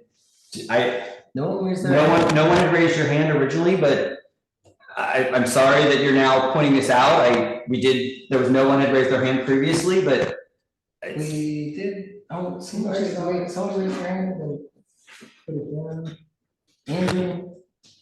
All right. I mean, we've already voted on this. Wait, I promoted him. Okay, Andrew, if you have some comments and you want to make them really brief, I'm sorry that you somehow got skipped, but we did check for any raised hands. Okay, thank you. Would you like So did you have something you wanted to say? Yeah, I'm from the public. I've been at the meeting all night, waiting, and in the past, you would ask for people from the public to comment, and that never came up. So I wasn't sure how to use Zoom and raise the hand. Okay. But we're residents. Please go ahead and. We're residents here on Essex Street, and we don't have any major concerns. Only the proximity of an alcoholic place using alcohol, such a small place. Even the gentleman mentioned how small the space is. 60 seats in there, though. It's hard to imagine people not spilling onto the sidewalk. And this establishment is less than 40 feet from Clockwork Bar, which I'm sure you've heard of, and the issues there. We have a lot of violence on the street, fights. Clockwork Bar has quite a few patrons on the street every night, fights, breaking glass of the neighbors' businesses. And I just want to also ask about the backyard space of this establishment. It wasn't brought up, but this comedy club has access to the back. And I've already noticed tables being set up back there that didn't come up in the meeting, though. Yeah, can I speak to that? Yes, thank you. Yeah, the tables and chairs, the little cafe tables and chairs were given to me by my neighbor who has new furniture. So I just put those out there for anyone that wants to use them. It's not, not intended for just the comedy club. And the backspace will not be used. If it is at all used, it will be for a comic to maybe go outside, gather their thoughts, get some air before they go on stage. But there's not going to be. Because you did agree to not use any outdoor space for commercial use. If a comic is stepping outside there to get some fresh air, that's fine. But you can't have people seated out there. You can't have the people going. Right. So, okay. Yeah. And then the fact that the shows are only going to run max an hour, no more than an hour. So nobody really has time to drink that much. So, 1 or 2 beers max. And then, the show's ended and it's time to leave. So I don't see anybody, even catching a buzz during the shows. Okay, that's fine. If I could just- Susan, our district manager, just wanted to add one more comment. Yeah, I just actually want to, the comment is to the person from the public. The place you mentioned nearby with all the crimes and problems, we've had no complaints. Can I suggest that, I don't know if you've contacted the precinct. Have you been working with the precinct? No, not you. She was speaking to the person from the public that spoke. Right. Thank you for your time. Are you working with the precinct on these issues? Oh my gosh, the precinct's over here all the time. Cops we just had a stabbing us a month ago. But I know the building owners contact the SLA directly. Okay, so I'm glad you're working with the precinct. You should also let the community board know, because if we have complaints on record and then say they want, we can also work with you in the precinct, and suppose they come for extension of hours or something. We can't react to problems unless we've been working on them. So I want to ask you, if you will also email the community board, and we'll connect with the police and, one, try and help you, and two, be able to document everything. Okay, thank you. I just wanted to voice my concerns. I have no problem with the comedy club or just, the crime and what would happen when, people fill the street and the sidewalk in front of the buildings. I just want to urge people to please let us know about problems. Okay. Okay, thank you for your time. Okay. Okay, so Johan, just to, I'm glad there wasn't any major issue that came up, but, so the office will be sending you out the stipulation form with instructions on what to do. It'll be getting it signed, notarized, and get it back to them, so. Great.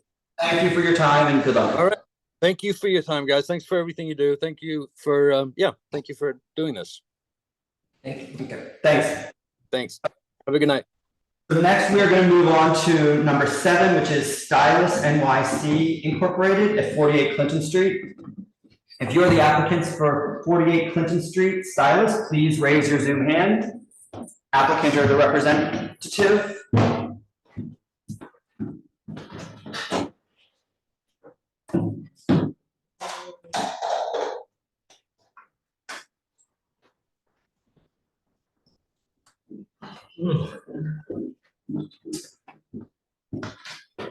Okay, so let's see. Okay.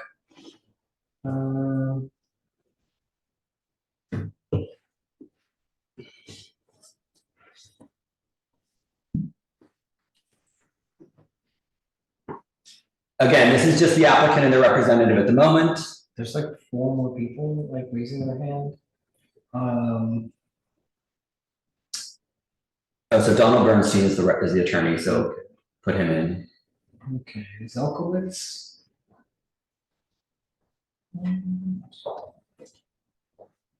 Okay, so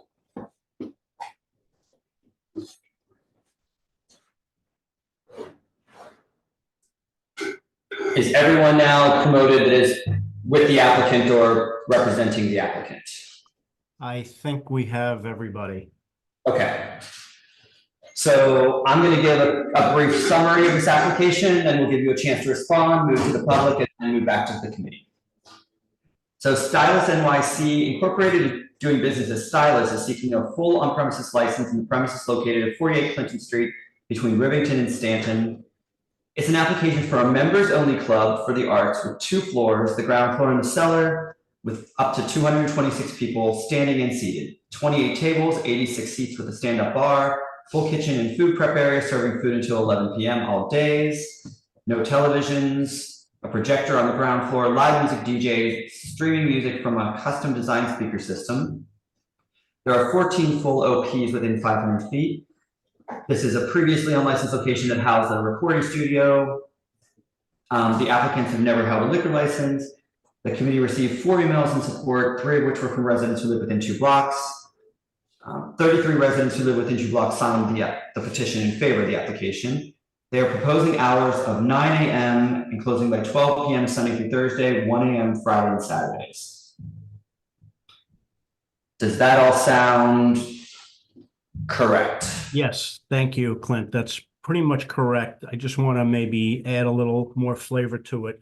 Arani Bose, who's has formed a not-for-profit company. He's acquired this 4-story building, which is undergoing some major renovations, and he's going to be opening this private members club on the ground floor and the cellar.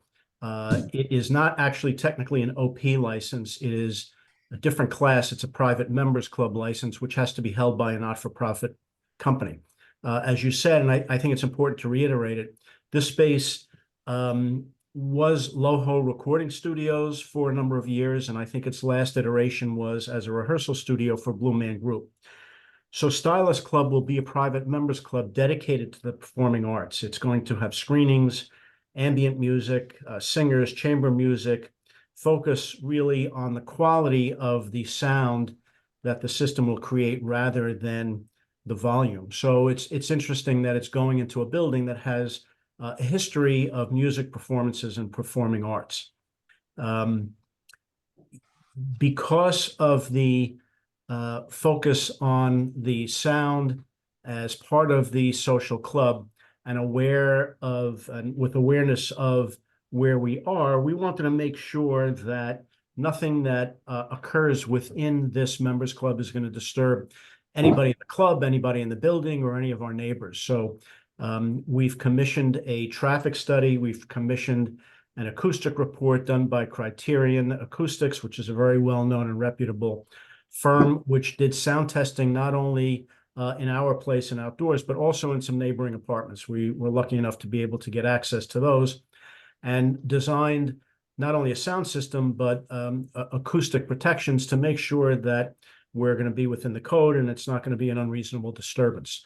There already was some acoustic treatment because of its prior use as a performance facility. My client is going to be expending $500,000 to improve that and to add soundproofing to make sure it is not going to be an issue. Good news is there's no outdoor space. We're not asking for 4 a.m. or 3 a.m. or even 2 a.m. So reasonable closing hours of midnight during the week and 1 a.m. on weekends when everybody will be out. I do want to add that the premises will be restricted to private members.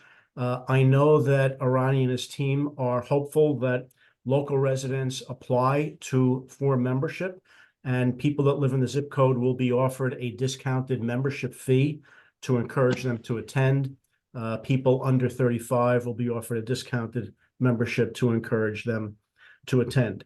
One of the benefits of a private members club, which I talked about in the prior application that I had before you at another location, is that, we often hear, well, we're going to cater to an older crowd. It's 35 and older. We're not going to have party buses, this and that.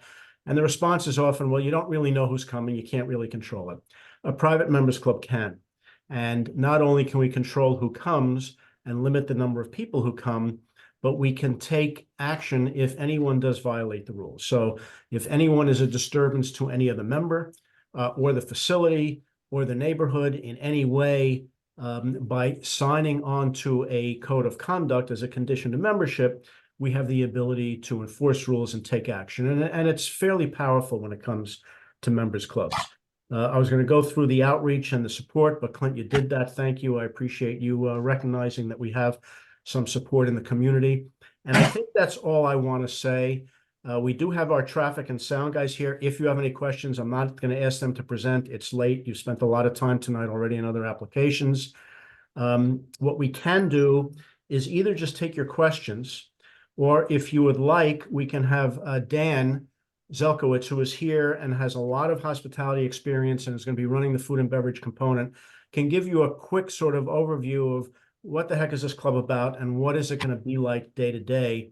And then Arani can just spend a minute or two just talking about his background.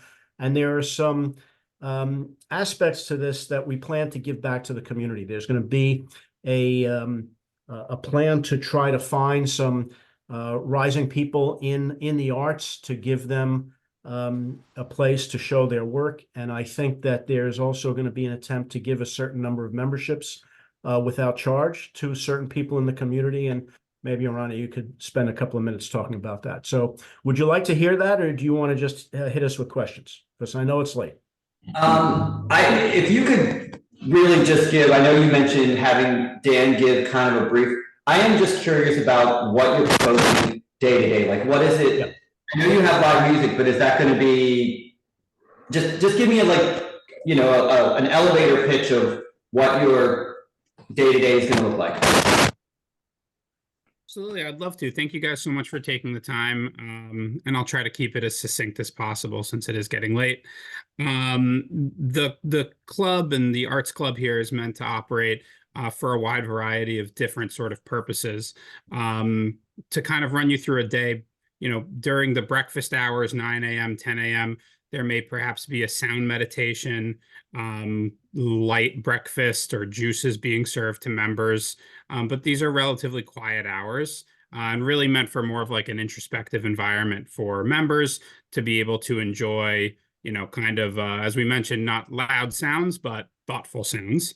Lunch and dinner will sort of share a menu. The menu is focused on small plates, that can compose a full dinner, but don't necessarily have to. There will be everything from, lectures and audiovisual performances to perhaps a small chamber band performing. The stage itself is quite small, can't accommodate more than 4 or 5 people at a time.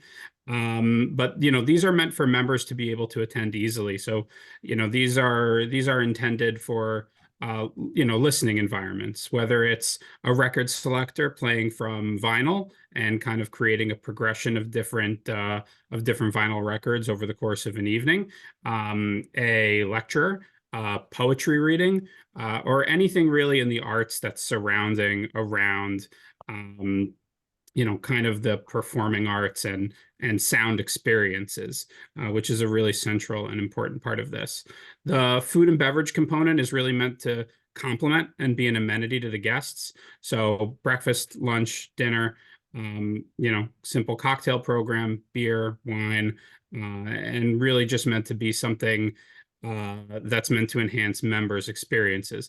We're not trying to pack the place. It's intended to be a calm, serene escape for members.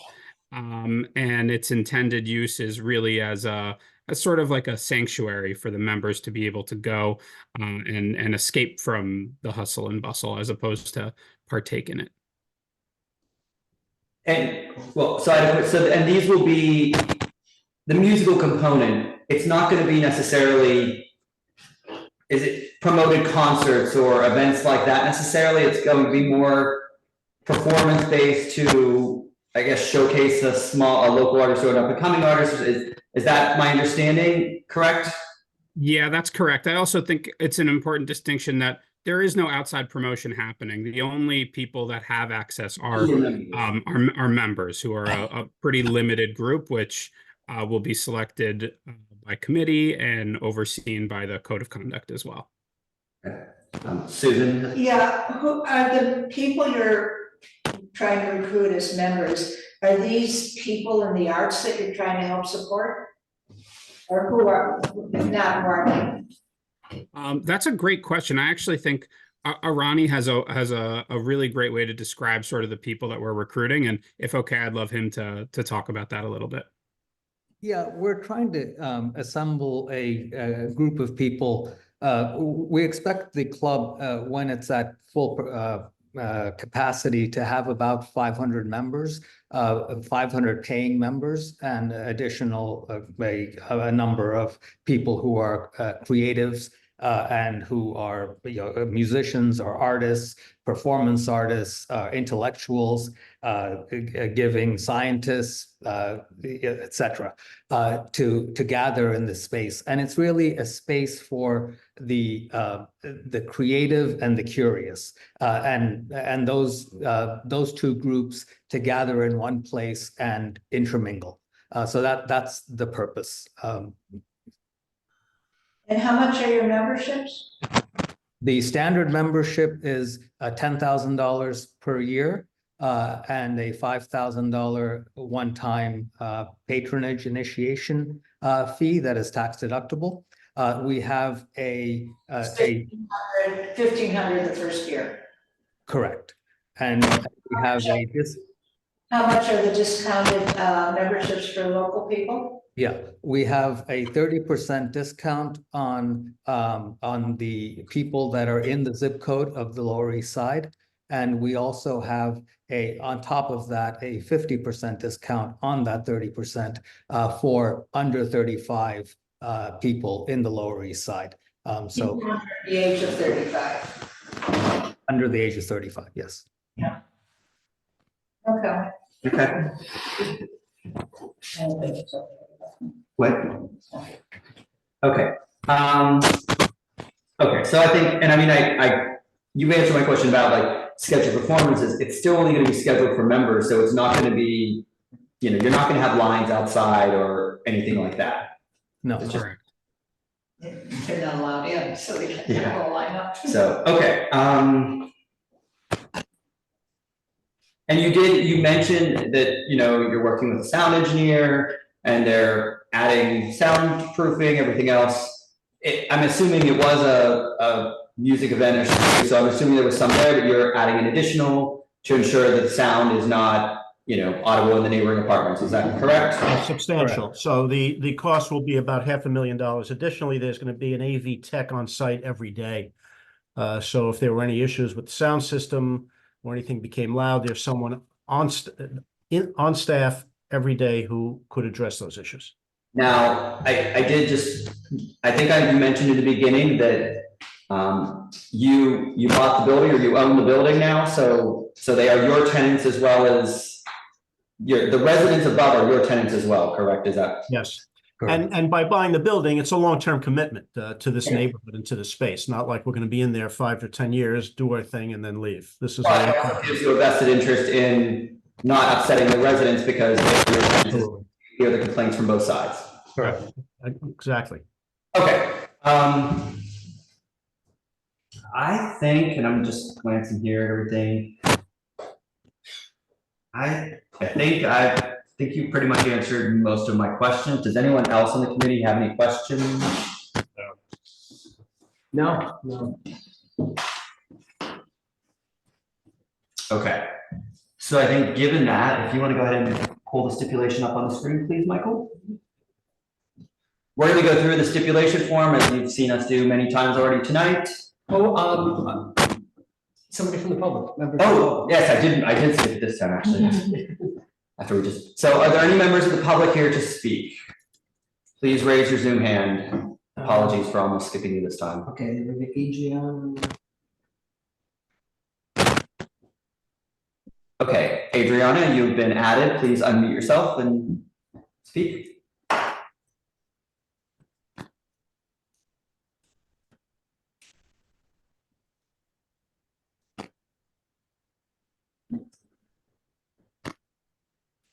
Okay, Adriana, you can unmute yourself.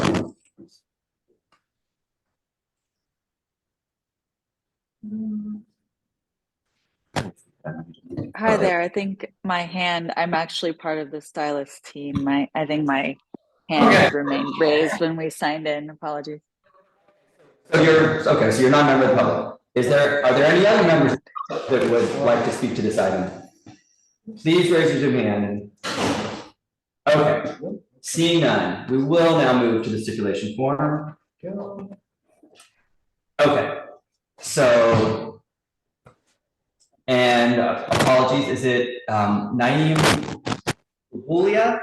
Am I pronouncing that correctly? Pronounced it exactly right. Thank you. Yeah, he'll be the alcoholic beverage control officer, which is what you have with the private members club. So, and he's a representative of Stardust NYC at 48 Clinton Street.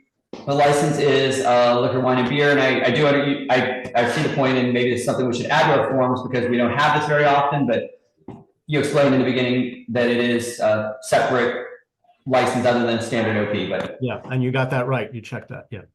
And we'll operate a private membership club. Can you?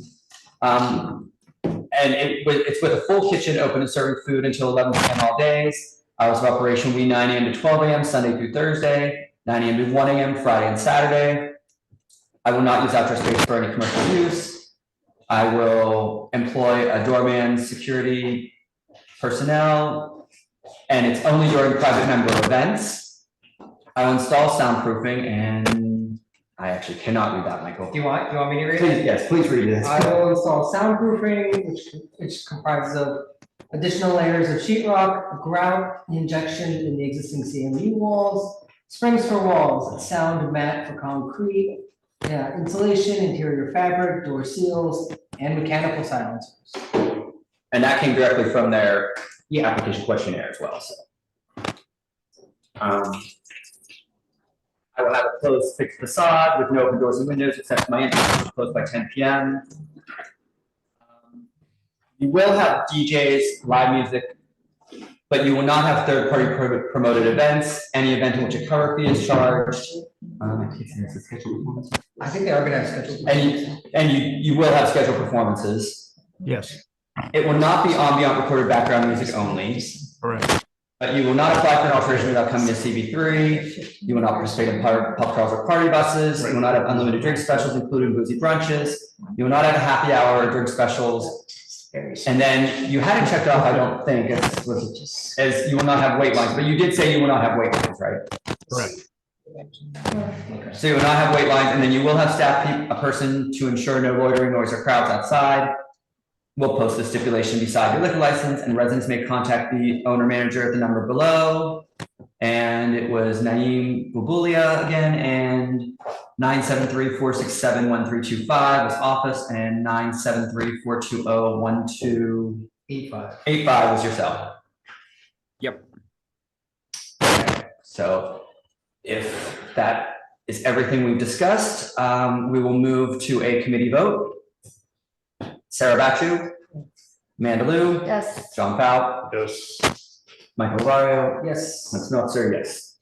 Okay, so that the stipulations in the resolution as it was presented is approved. Donald will be sending out the stipulation forms for notarization back to the office. You know the drill. Yep. And otherwise, good luck. Thank you, Glenn. Thanks, everyone. Have a good night. Thank you very much. Appreciate it. Thank you. Bye. Appreciate it. Okay, so now we are going to move to Gather, number 8, Gather, which is. How many do we have left? 3. 3? Oh my God. They're gonna be faster. Is that possible? Yeah. So we're gonna move on to number 8, which is Gather, 54 Orchard Street. This one actually, I think, has potential to be quick if they answer questions. We're here. Well, DJ and the boozy brunch, they won't have brunches. And Pierce.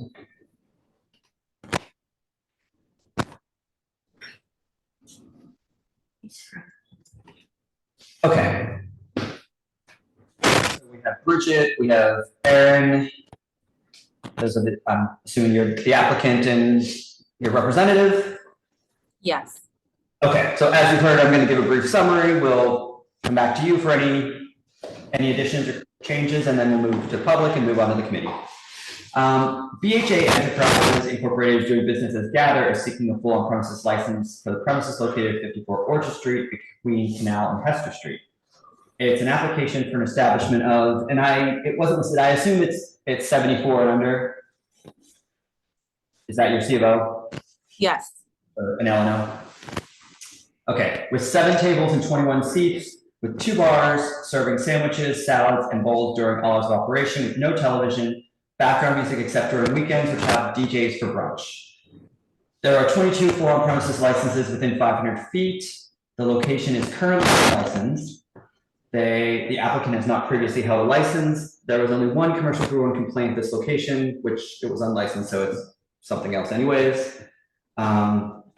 We did receive 1 email from a local resident. It was less of a support or opposition. It was more of a question. They really kind of said they had no major issue. They were just concerned a little bit about a couple things, which I'll bring up. 26 residents who live within 2 blocks signed a petition in favor. They are proposing hours of operation of 8 a.m. and closing by 12 a.m. Monday through Friday, and 9 a.m. to 12 a.m. Saturday and Sunday. So can you tell us a little bit more just about what you're proposing for this space? Sure. So Gather is a cafe by day. We open at 8 a.m. We serve coffee, pastries, a lunch menu of salads, sandwiches, smoothies, and bowls. And we currently close by 7 p.m. We would like to operate from 5 p.m. on as serving wine and beer and small plates, and Saturdays and Sundays to switch from counter service and coffee to full service brunch. Okay, and I guess one question I had is, it was background music, except during the weekends for brunch, which will have DJs. So yes. When you say DJs for brunch, are you talking about DJs at background conversational level, or are you talking about DJs at club level? No, conversational level It's an immersive experience here between the interior design, the menu, and we just want to add some ambiance to it with the wine and the DJ. There isn't anything else really on this block that does anything like that. And there's also no other restaurant in the area that offers DJ ambient music. So we would like to stand apart by offering that. And by when you're saying DJ, are you talking about someone just kind of managing the playlist? Or is this an actual DJ you're bringing in that you're going to kind of promote or? I would like to have the option to have a resident DJ to create an ambiance for Saturdays and Sundays. But it is like on turntables in the corner, like on a.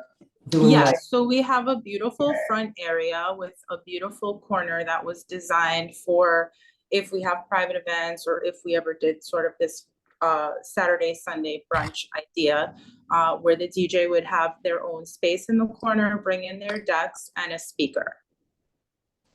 Okay, so it is that. So there's some people who are saying DJ, but it's actually just someone that they, usually an employee or someone that's curating a playlist. It does sound more like you are actually referring to more of a traditional DJ. Yes. Okay. You're not gonna clear the floor out and like. You're not turning it into a dance club. This is during brunch and it's still gonna be at Oh, absolutely not. There is no dance club involved. This is strictly for brunch. And like I said, conversational level music.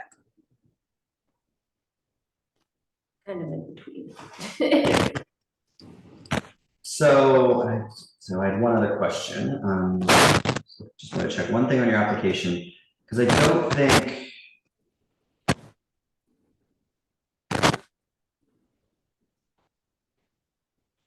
Well, does the facade open, or do you have open windows? No, we have no operational windows. We only have the front door. Yeah, I didn't think so. I thought that's okay. So that answers, that was what I was looking up. Okay. So, yeah, I mean, I don't have any other major questions. Does anyone else on the committee have any questions about what they're proposing? This is the one where they're weren't serving food all hours? Is that I think so. I think, did you say you were gonna serve food all hours?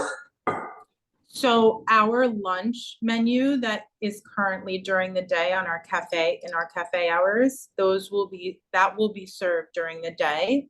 In the evening, we're gonna switch the menu to a little bit more of like small plates, like tapas style. Yeah. But and are you serving, you're still serving food though till you close, right? Yes. Mm-hmm. Okay, that was the question. So as long, so generally our language is serving, with the restaurant. Serving food for sure, yes. Mm-hmm. Okay, that was we just wanted to clarify that. That was actually one of the things I think that a resident had emailed us about, so. And I think otherwise you've kind of resolved the DJ issue or DJ questions. No, brunch special. Yeah, and you're not planning on doing the boozy brunch specials, right? You're having brunch. No, this is a very elevated space. I put a lot of time and effort into the interior design of the space and also into curating the menu.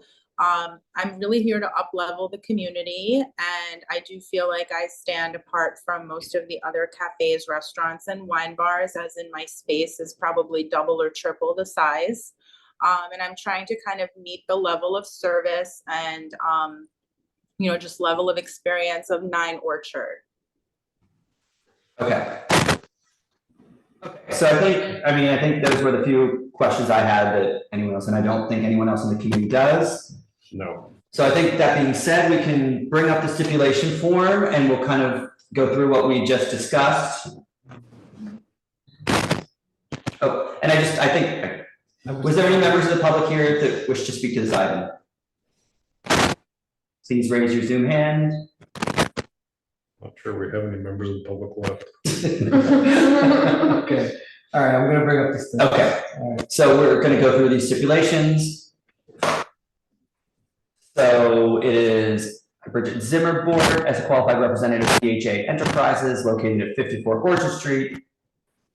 Is applying for a wine, beer, cider license. And I will operate a kitchen open and serving food during all hours of operation. The hours of operation are going to be no later than 8 a.m. and closing by 12 a.m. Monday through Friday, 9 a.m. closing at 12 a.m. Saturday and Sunday. I will not use outdoor space for commercial use, including open restaurants. You aren't employing a doorman or security. You are already existing. You're not installing soundproofing. You have a closed fixed facade. So you will have DJs, but you will not have live music, third-party promoted events, any event in which a cover fee is charged or scheduled performances. And what we should put in here, Mike, was just the DJs will be during brunch. And did you say during brunch on the weekends specifically? Yes. Okay, DJs will be during brunch on the weekends at ambient background level.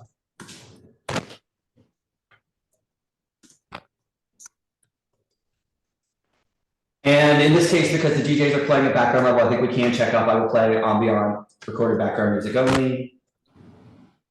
I will not apply for an alteration without coming to CB3. In this case, I will not seek a change in class without coming before CB3. I will not participate in pub crawls and party buses. I will not have unlimited drink specials, including boozy brunches.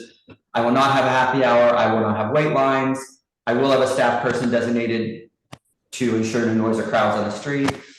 Please check that out. I will post the stipulation. I'm sorry. Can you go back to number 4 for a moment? Yeah. I will not use outdoor space for commercial use. I will close all outdoor.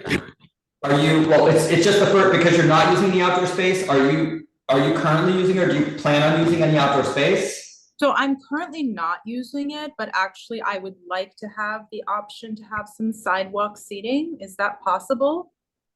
That all depends on, you'll have to apply for the open dining program through that, which is a separate process. But in that case, we would check off that you will close all outdoor dining allowed under the temporary open restaurants program and any other outdoor programs at 10 p.m. all days and not have any speakers or TV monitors outside.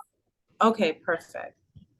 So, and again, that is a whole separate application process. You would have to apply through DOT. That would come to us later, but it's glad you caught that this at least gives you that option and you can discuss it then. So sidewalk seating is through DOT, or are you talking about like the street structure, the built structure?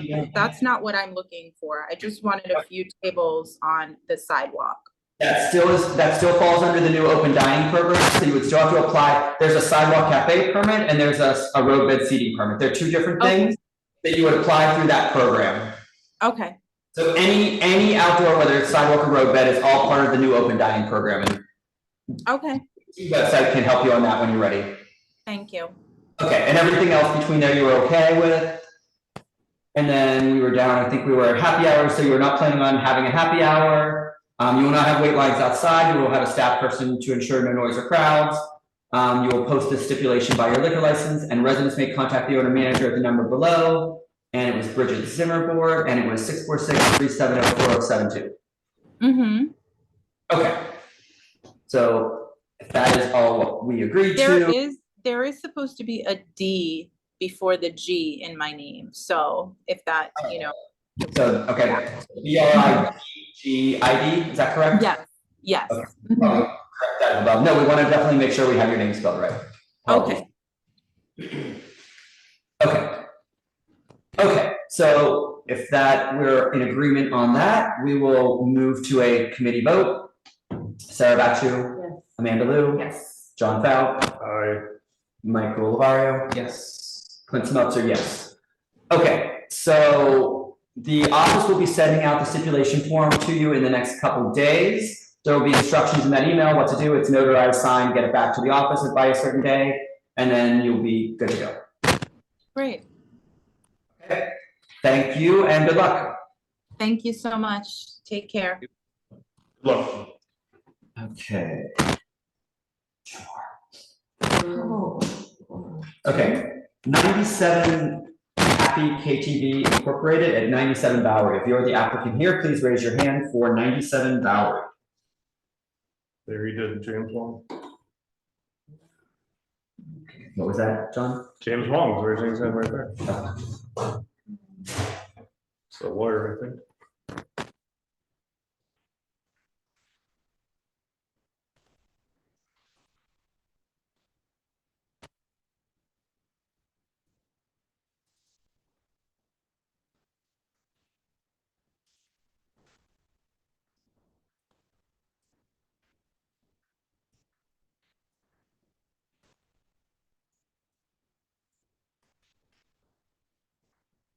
Okay.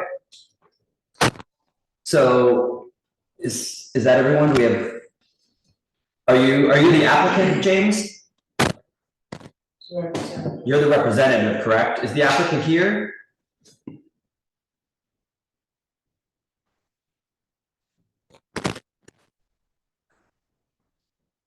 He's connected, I guess. Unmute yourself. Okay, James, you're muted now. I know you were connecting, but you're muted now. There we go. Hello? Yes, hello, we can hear you. Is the applicant here? Yes, yeah. Okay, if they can Yes, raise their. yeah. Okay. Okay, perfect. That's fine. I do have one, but just before I go through the summary, I have one quick question. I think on the application it was listed as 88 Happy. Is the name of the corporation 97 Happy KTV?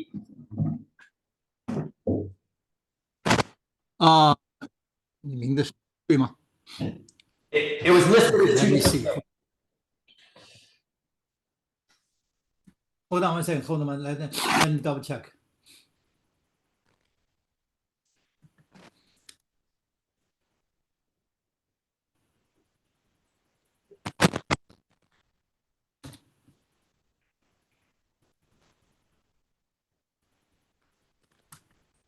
Will be 97 Happy KTV Inc. Okay, so I think you may, I don't know if this, but I think your application to the SLA, the 30-day notice had a different name on there, so that may need to be corrected, right? Yes, yeah.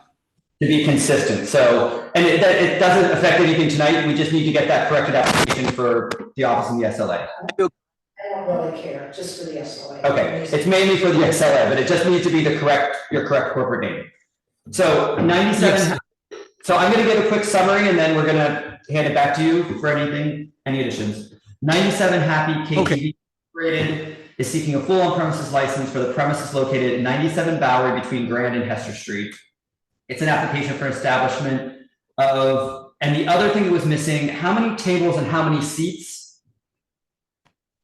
Yeah, I can see the table and seat because so for the second floor they only have the 3 table and the 12 seat. The normally they have the rooms, so this reason I put on how many rooms. So I'm not put on the table and because this karaoke, so they all in the room. For the second floor they do have the bar. Beside the bar they do have 3 table there. Only have 3 table. So that makes sense. That makes sense. So we can, I guess we can, well, not list. How many seats at the bar? No, I didn't hear you. How many seats you said there is a bar. How many seats at the bar? Oh, no. So the seat on the bar will be 10 seat, about 10 seat. And how far is the bar roughly 12, about a 12-foot bar then with 10 seats? No, I didn't hear you. How big is the bar? Is it, how many feet is the bar?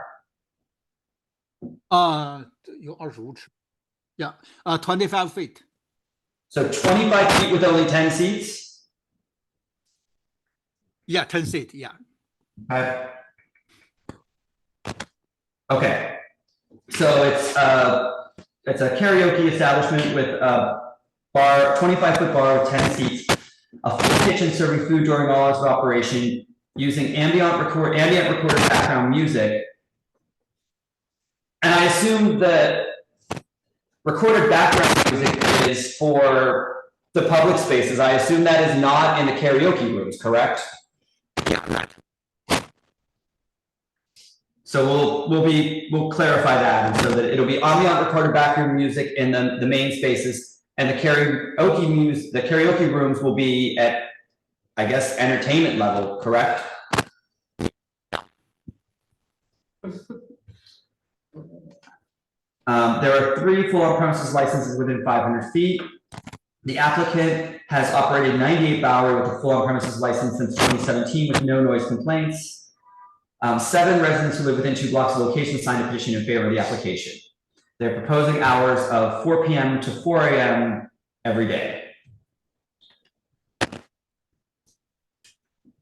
Okay. Do you have anything to add? And could you explain just a little bit more how it's going to operate as a karaoke establishment? I mean, we understand how the space is going to operate. Okay. So the second floor is for the bar. And okay, so for the 3rd floor to the 5th floor, so all for the karaoke room.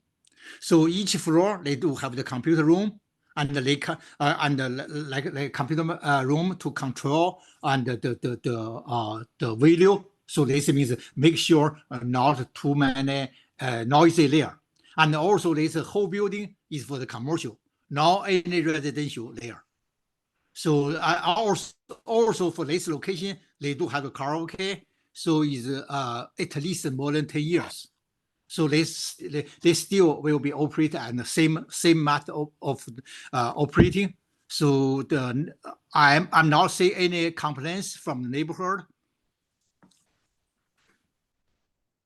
Okay. So and just to answer, the space next door that the applicant also owns and operates, is that karaoke as well? Which one? Or it's across the street. It's actually in CV2. The space at 98 Bowery. 98 Bowery is cross street. So the 98 is in another side. So 97, this one go. Yeah, 98 is for cross street. Yeah. And is it a karaoke bar restaurant as well, or is it a different type of establishment? It's for the restaurant. It's a restaurant. Okay.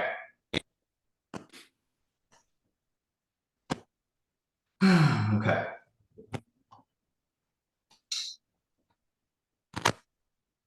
And you said the entire building is going to be used for this business, correct? Yes, the entire building is commercial. Yes, and entire building will be used for first floor. The first floor is right now the landlord occupied. They use like the restaurant equipment. From the 2nd floor to 5th floor, this for belong to the KTV, the karaoke. 对吧? Okay. And you are soundproofing? Because the sound, yes, right. So I said, okay, this one is this one is more than 10 years. So this means okay, so now any complaints, and also I said okay, so is soundproof for the whole building, and okay, so the now any residential, and okay, so they do have the soundproof for the wall, they do have soundproof for the ceiling. And upgraded, and I'm assuming you're upgrading all the IT/AV equipment as well for the karaoke systems, right?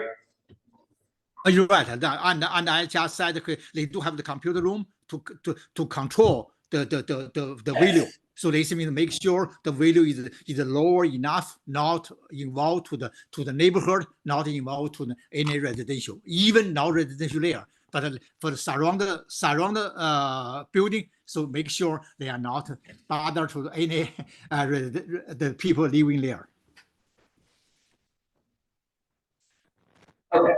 I think you basically answered my main questions that I had about the application. Does anyone else on the committee have any questions? Okay, we're gonna just ask if there's any members of the public here that wish to speak to this item. Please raise your Zoom hand. Nope. Okay. So that being said, we're going to go ahead and put the stipulation form on the screen. I'm going to read through this. Just correct me if there's anything that we, made a mistake with. It's is it Kashan Tang? as a representative. Okay. As a rep- Laceman, could you, Laceman, may I change the name? Sure, yes, if it should be someone else that will be signing this, that's fine. Yeah, you can type it, yeah, please, yeah. So who should be the person that is signing?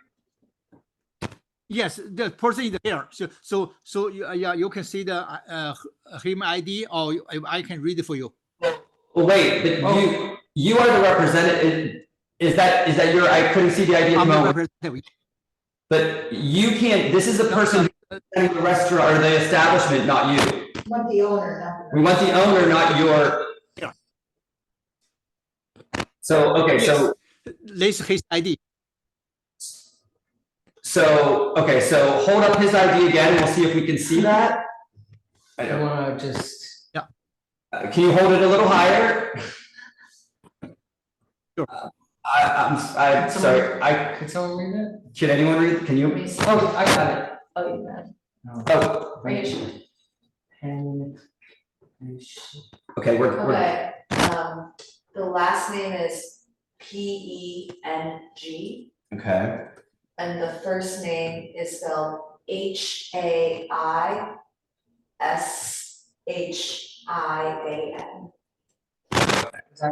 Okay. Yeah, Okay. Peng is the last name, right? okay, thank you, Amanda, thank you, okay, we got the name, so it will put up the stipulation form, so that is correct now, as.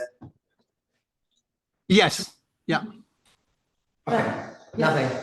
And then. That's correct, right? Okay. For the premises located at 97 Bowery, it will operate a karaoke bar with a kitchen open and serving food during all hours of operation. The hours of operation will be 4 p.m. to 4 a.m. daily. I will not use outdoor space for commercial use. I will employ a doorman or security personnel, one. I will install soundproofing. And then I think we had checked off both places. The front and rear facade do the doors, the doors do the windows open, or is it a closed facade? Oh, all of window closed. Okay, so just uncheck out close, check that for, yeah. Okay. So it will be a closed fixed facade. So you will not have DJs. Technically, you will have live music. You're not having any third-party promoted events though, correct? No. Okay. And then you're not really charging you're charging a karaoke fee, but you're not charging cover fees to get into the space, are you? No cover fee for karaoke room, yeah. Yes, so that's different. And you're not having scheduled performances. So we should note in this, number 8, Michael, we should note, music in common areas will be ambient recorded background music, and the karaoke rooms will have entertainment level. Yes. Okay. And then I guess technically I check number 9. Just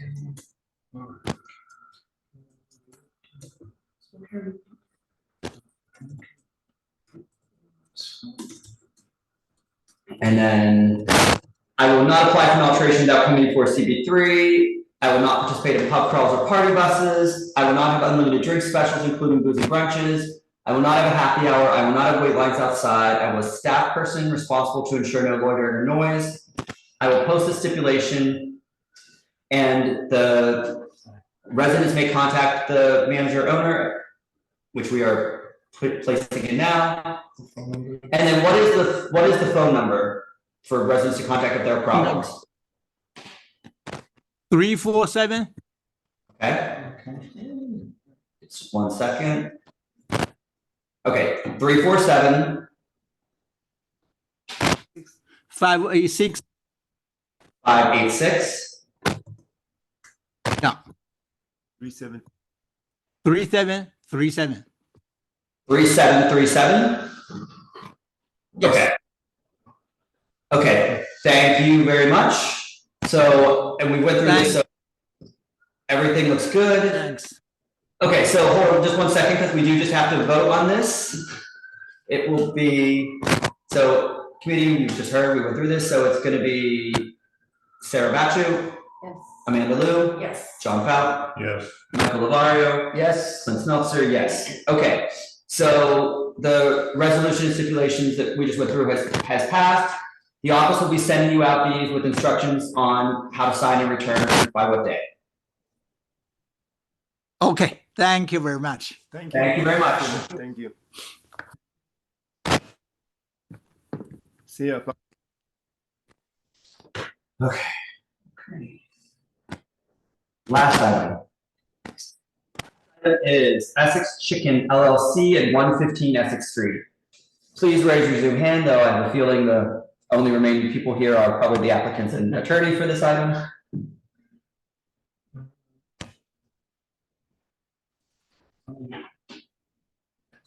Michael Kelly. Okay, so we see Michael is the applicant here as well. I'm just promoting. They didn't raise their hand, but I know them. I know their name because I did it. Because you did this one. Yeah, it's on like hockey. So just, oh yeah, no, it is, it's him. I know. Yeah. I'm just promoting. Yeah. Good evening, everyone. Hello, Michael. Thank you for patiently waiting till the very end, but. That's the latest I've been up since New Year's. Okay. Haki should be on? Yeah. He is, and I think Michael just promoted him, so he should. Yeah, I'm trying to promote him. He should, yes, accept. He has to accept there. He should, there should be it should have to be promoted. He just has to accept that. Just call him, tell him to accept it. Okay. Maybe it helps. And we have someone calling him.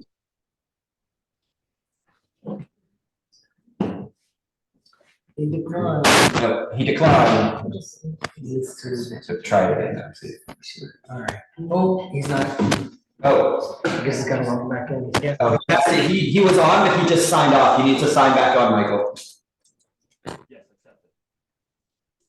right, he's coming back.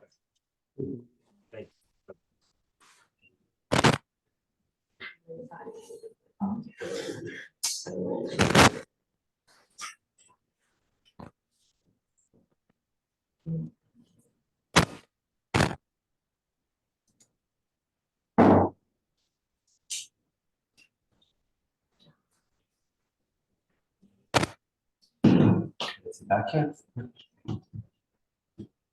Okay, he hasn't signed back on yet, Michael. Is he coming? He's in the process. We just called him. Okay. If you want to start, we could start. I mean, if he's come back in, so I'll give a quick summary. You're here, you can hear that, and we can then ask any questions of the applicant when he comes back. So Essex Chicken LLC currently doing business as Champion Pizza is seeking an OP license in the premises located at 115 Essex Street between Delancey and Rivington. It's an application for an establishment up to 74 people with 10 tables and 20 seats. Full kitchen and food prep area serving food during all hours of operation, 2 small televisions and small speakers playing background music. There are 35 full on-premises licenses within 500 feet. This location is currently a pizza restaurant that is owned and operated by the applicant. It's operated from December 2020 through November 2022. This location was licensed for the sale of alcohol under the name Clucks. The applicant is Haki Dennis, and has owned and operated a restaurant in this location for over 4 years. We've received 2 emails in opposition to granting a full OP license from residents who live within a block. 8 residents who live within 2 blocks signed a petition in favor of the application. They are proposing hours of 11 a.m. and closing by 12 a.m. all days. Is there anything? Okay, looks like he is back, so we can get him promoted. Perfect. Okay, so is there anything, first of all, is there anything that needs to be corrected of what I just summarized? No. Okay, and then we would like to say a little something now. Yeah, that was going to be my next step. If you could just give us a little, really brief summary of what you're actually planning, because we know you've been there, Champion Pizza, for a while. But can you summarize quickly what you're proposing? All right, so we were previously licensed here for the 2 years as a chicken-centric restaurant with an RW. We then changed to a pizza place. We're now changing to a full-service Italian restaurant with specialty pizza and pasta entrees, all at affordable prices. Haki also owns Essex Taco and Essex Pizza on the same street. They've both been open over 11 years, so he knows the neighbors in the neighborhood. We are located across the street from the Essex Market. We won't have a customer bar, just a service bar. We're going to have a limited number of cocktails and aperitifs. We've submitted 40 signatures from the area, 4 residents in our building. Haki has given back to the community since he's opened, receiving a Beacon Award and a Point of Light Award. He participates in the Give Back program every Wednesday, giving out food and clothing to the homeless. He currently has 11 formerly unemployed homeless people working for him now. He's hired over 40 of them. Some stay, some don't. Haki can expand on what he does for the community if you want. And if there are any other questions, we'll be happy to answer them. Oh, okay, so my question, I guess you answered this, but I just want to confirm. So you're going from, there was quick service, chicken shop, and pizza, but you're going to an actual full service sit down Italian restaurant, correct? Yes, because basically he's competing against his other pizza place on the block. So this way he's going to offer, specialty pizza and some pasta dishes. So it's going to be it'll be fast food, but it's going to be entrees and affordable. But it is sit down, and you said there's no customer bar. It's just going to be, table service, tables with your meal. It's not. Yes, we're going to have 10 tables, 20 seats, and a service bar. Anyone ordering a drink will order it, and it'll be delivered to them at a table. Anyone else on the committee have any questions about this? Sounds expedited to me. Okay, so I mean, you answered a few questions that I had. So I think is there anyone here from the public that wants to speak to this item? I don't think there's anyone left, was there? I guess that's a negative. Okay. So that being said, we're going to go ahead and put the stipulation form up on the screen.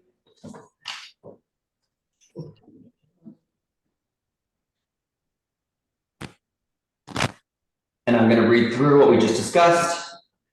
So Haki, and it's Activis, right? Yes, Agdenis. Activis, then. As a qualified representative of Essex Chicken LLC at 115 Essex Street, will operate a full service restaurant. Specifically, I mean, you have pizza and pasta. Do you just want to make it broad and say Italian? Is that? Yes. Okay. Usually we just put more of the specifics. So it's Italian restaurant with a kitchen open and serving food during all hours of operation. The hours of operation are 11 a.m. to 12 a.m. all days. I will not use any outdoor space for commercial use, including the open restaurants program. You are not having, you don't need a doorman. You're already there. You don't need soundproofing. Do the facade door, are there open windows or open facade? Yes, we do. So then we're going to say you'll close any front or rear facade doors and windows at 10 p.m. or anytime there's amplified music or sounds playing. We'll not have DJs and live music, third-party promoted events. Oh, what was there something you wanted to correct or change? No, that's good. Okay, so you will not have DJs, live music, third-party promoted events, or any event in which a cover fee is charged or scheduled performances. You will play ambient recorded background music only. You will not apply for an alteration without coming to CD3. You will not participate in pub crawls or have party buses come to the establishment. Will not have unlimited drink specials included boozy brunches. You will have a happy hour that went by 8. Can you check off those couple? We'll have a happy hour that went by 8 p.m. And then you will not have wait lines, or we have a staff person that will ensure no loitering, noise, or crowds. You will post the stipulation beside the liquor license, and residents may contact the manager at the number below, 917-689-663. What's the last digit? Hold on. 66. 5663. Oh, it's okay. So 917-689-5663. Correct. Okay, perfect. And that's all what we just discussed and agreed upon, correct? Okay. Yes, but his name is spelled wrong on the bottom. Bottom, is it? Should be an AK, not an AR. Perfect. Thank you for that correction. Okay. NIS. E-N-I-S, S? I-Z. No, Z as zebra, Oh, Z, yes. Z. Okay. Okay. That being said, we will move to a vote. Sarah Batchu, Yes. Amanda Lou, Yes. John Fout, I guess so. Michael Lavario, yes. Clint Smeltzer, yes. Okay, Michael, you know the drill. The office will be sending out the signed stipulations. You just get those notarized and back to us. And Yes. I'm sorry. I wasn't on the video. I'm sorry. that's okay. Know what you look like. Oraya. İktidar arkadaşım burada. Okay, so that's it. Everything's taken care of. We'll be sending it out. The office will send it out and you'll be good to go. Okay. Thank you. Okay, thanks. Have a good night, Thank you everyone. so much, guys. Have a wonderful night. Thank you for patiently waiting until the end. It's all good. Thank you. One sentence before you call. Not for them. If you could all read the SLA section of the district needs and just look to see if there's any areas, you don't have to say what the changes would be, but any areas that you think need something new, different. Okay. And please send to Clint and me by the end of the month, just any areas where you think there needs to be changes. And I'll send around the current district need just so you don't have to look. them up. And the office will update the statistics, we can't do that till the end of June, because that's the end of the fiscal year. Okay. That's it. Okay, that was nice and simple. Okay, then I guess we will move to a roll call vote to adjourn. Sarah Batchu, Yes. Amanda Lou, Yes. John Fout, Definitely. Michael Lavario, yes. Clint Smeltzer, yes. Okay, meeting is adjourned. But, yeah, you got the. Still a lot shorter than the old days.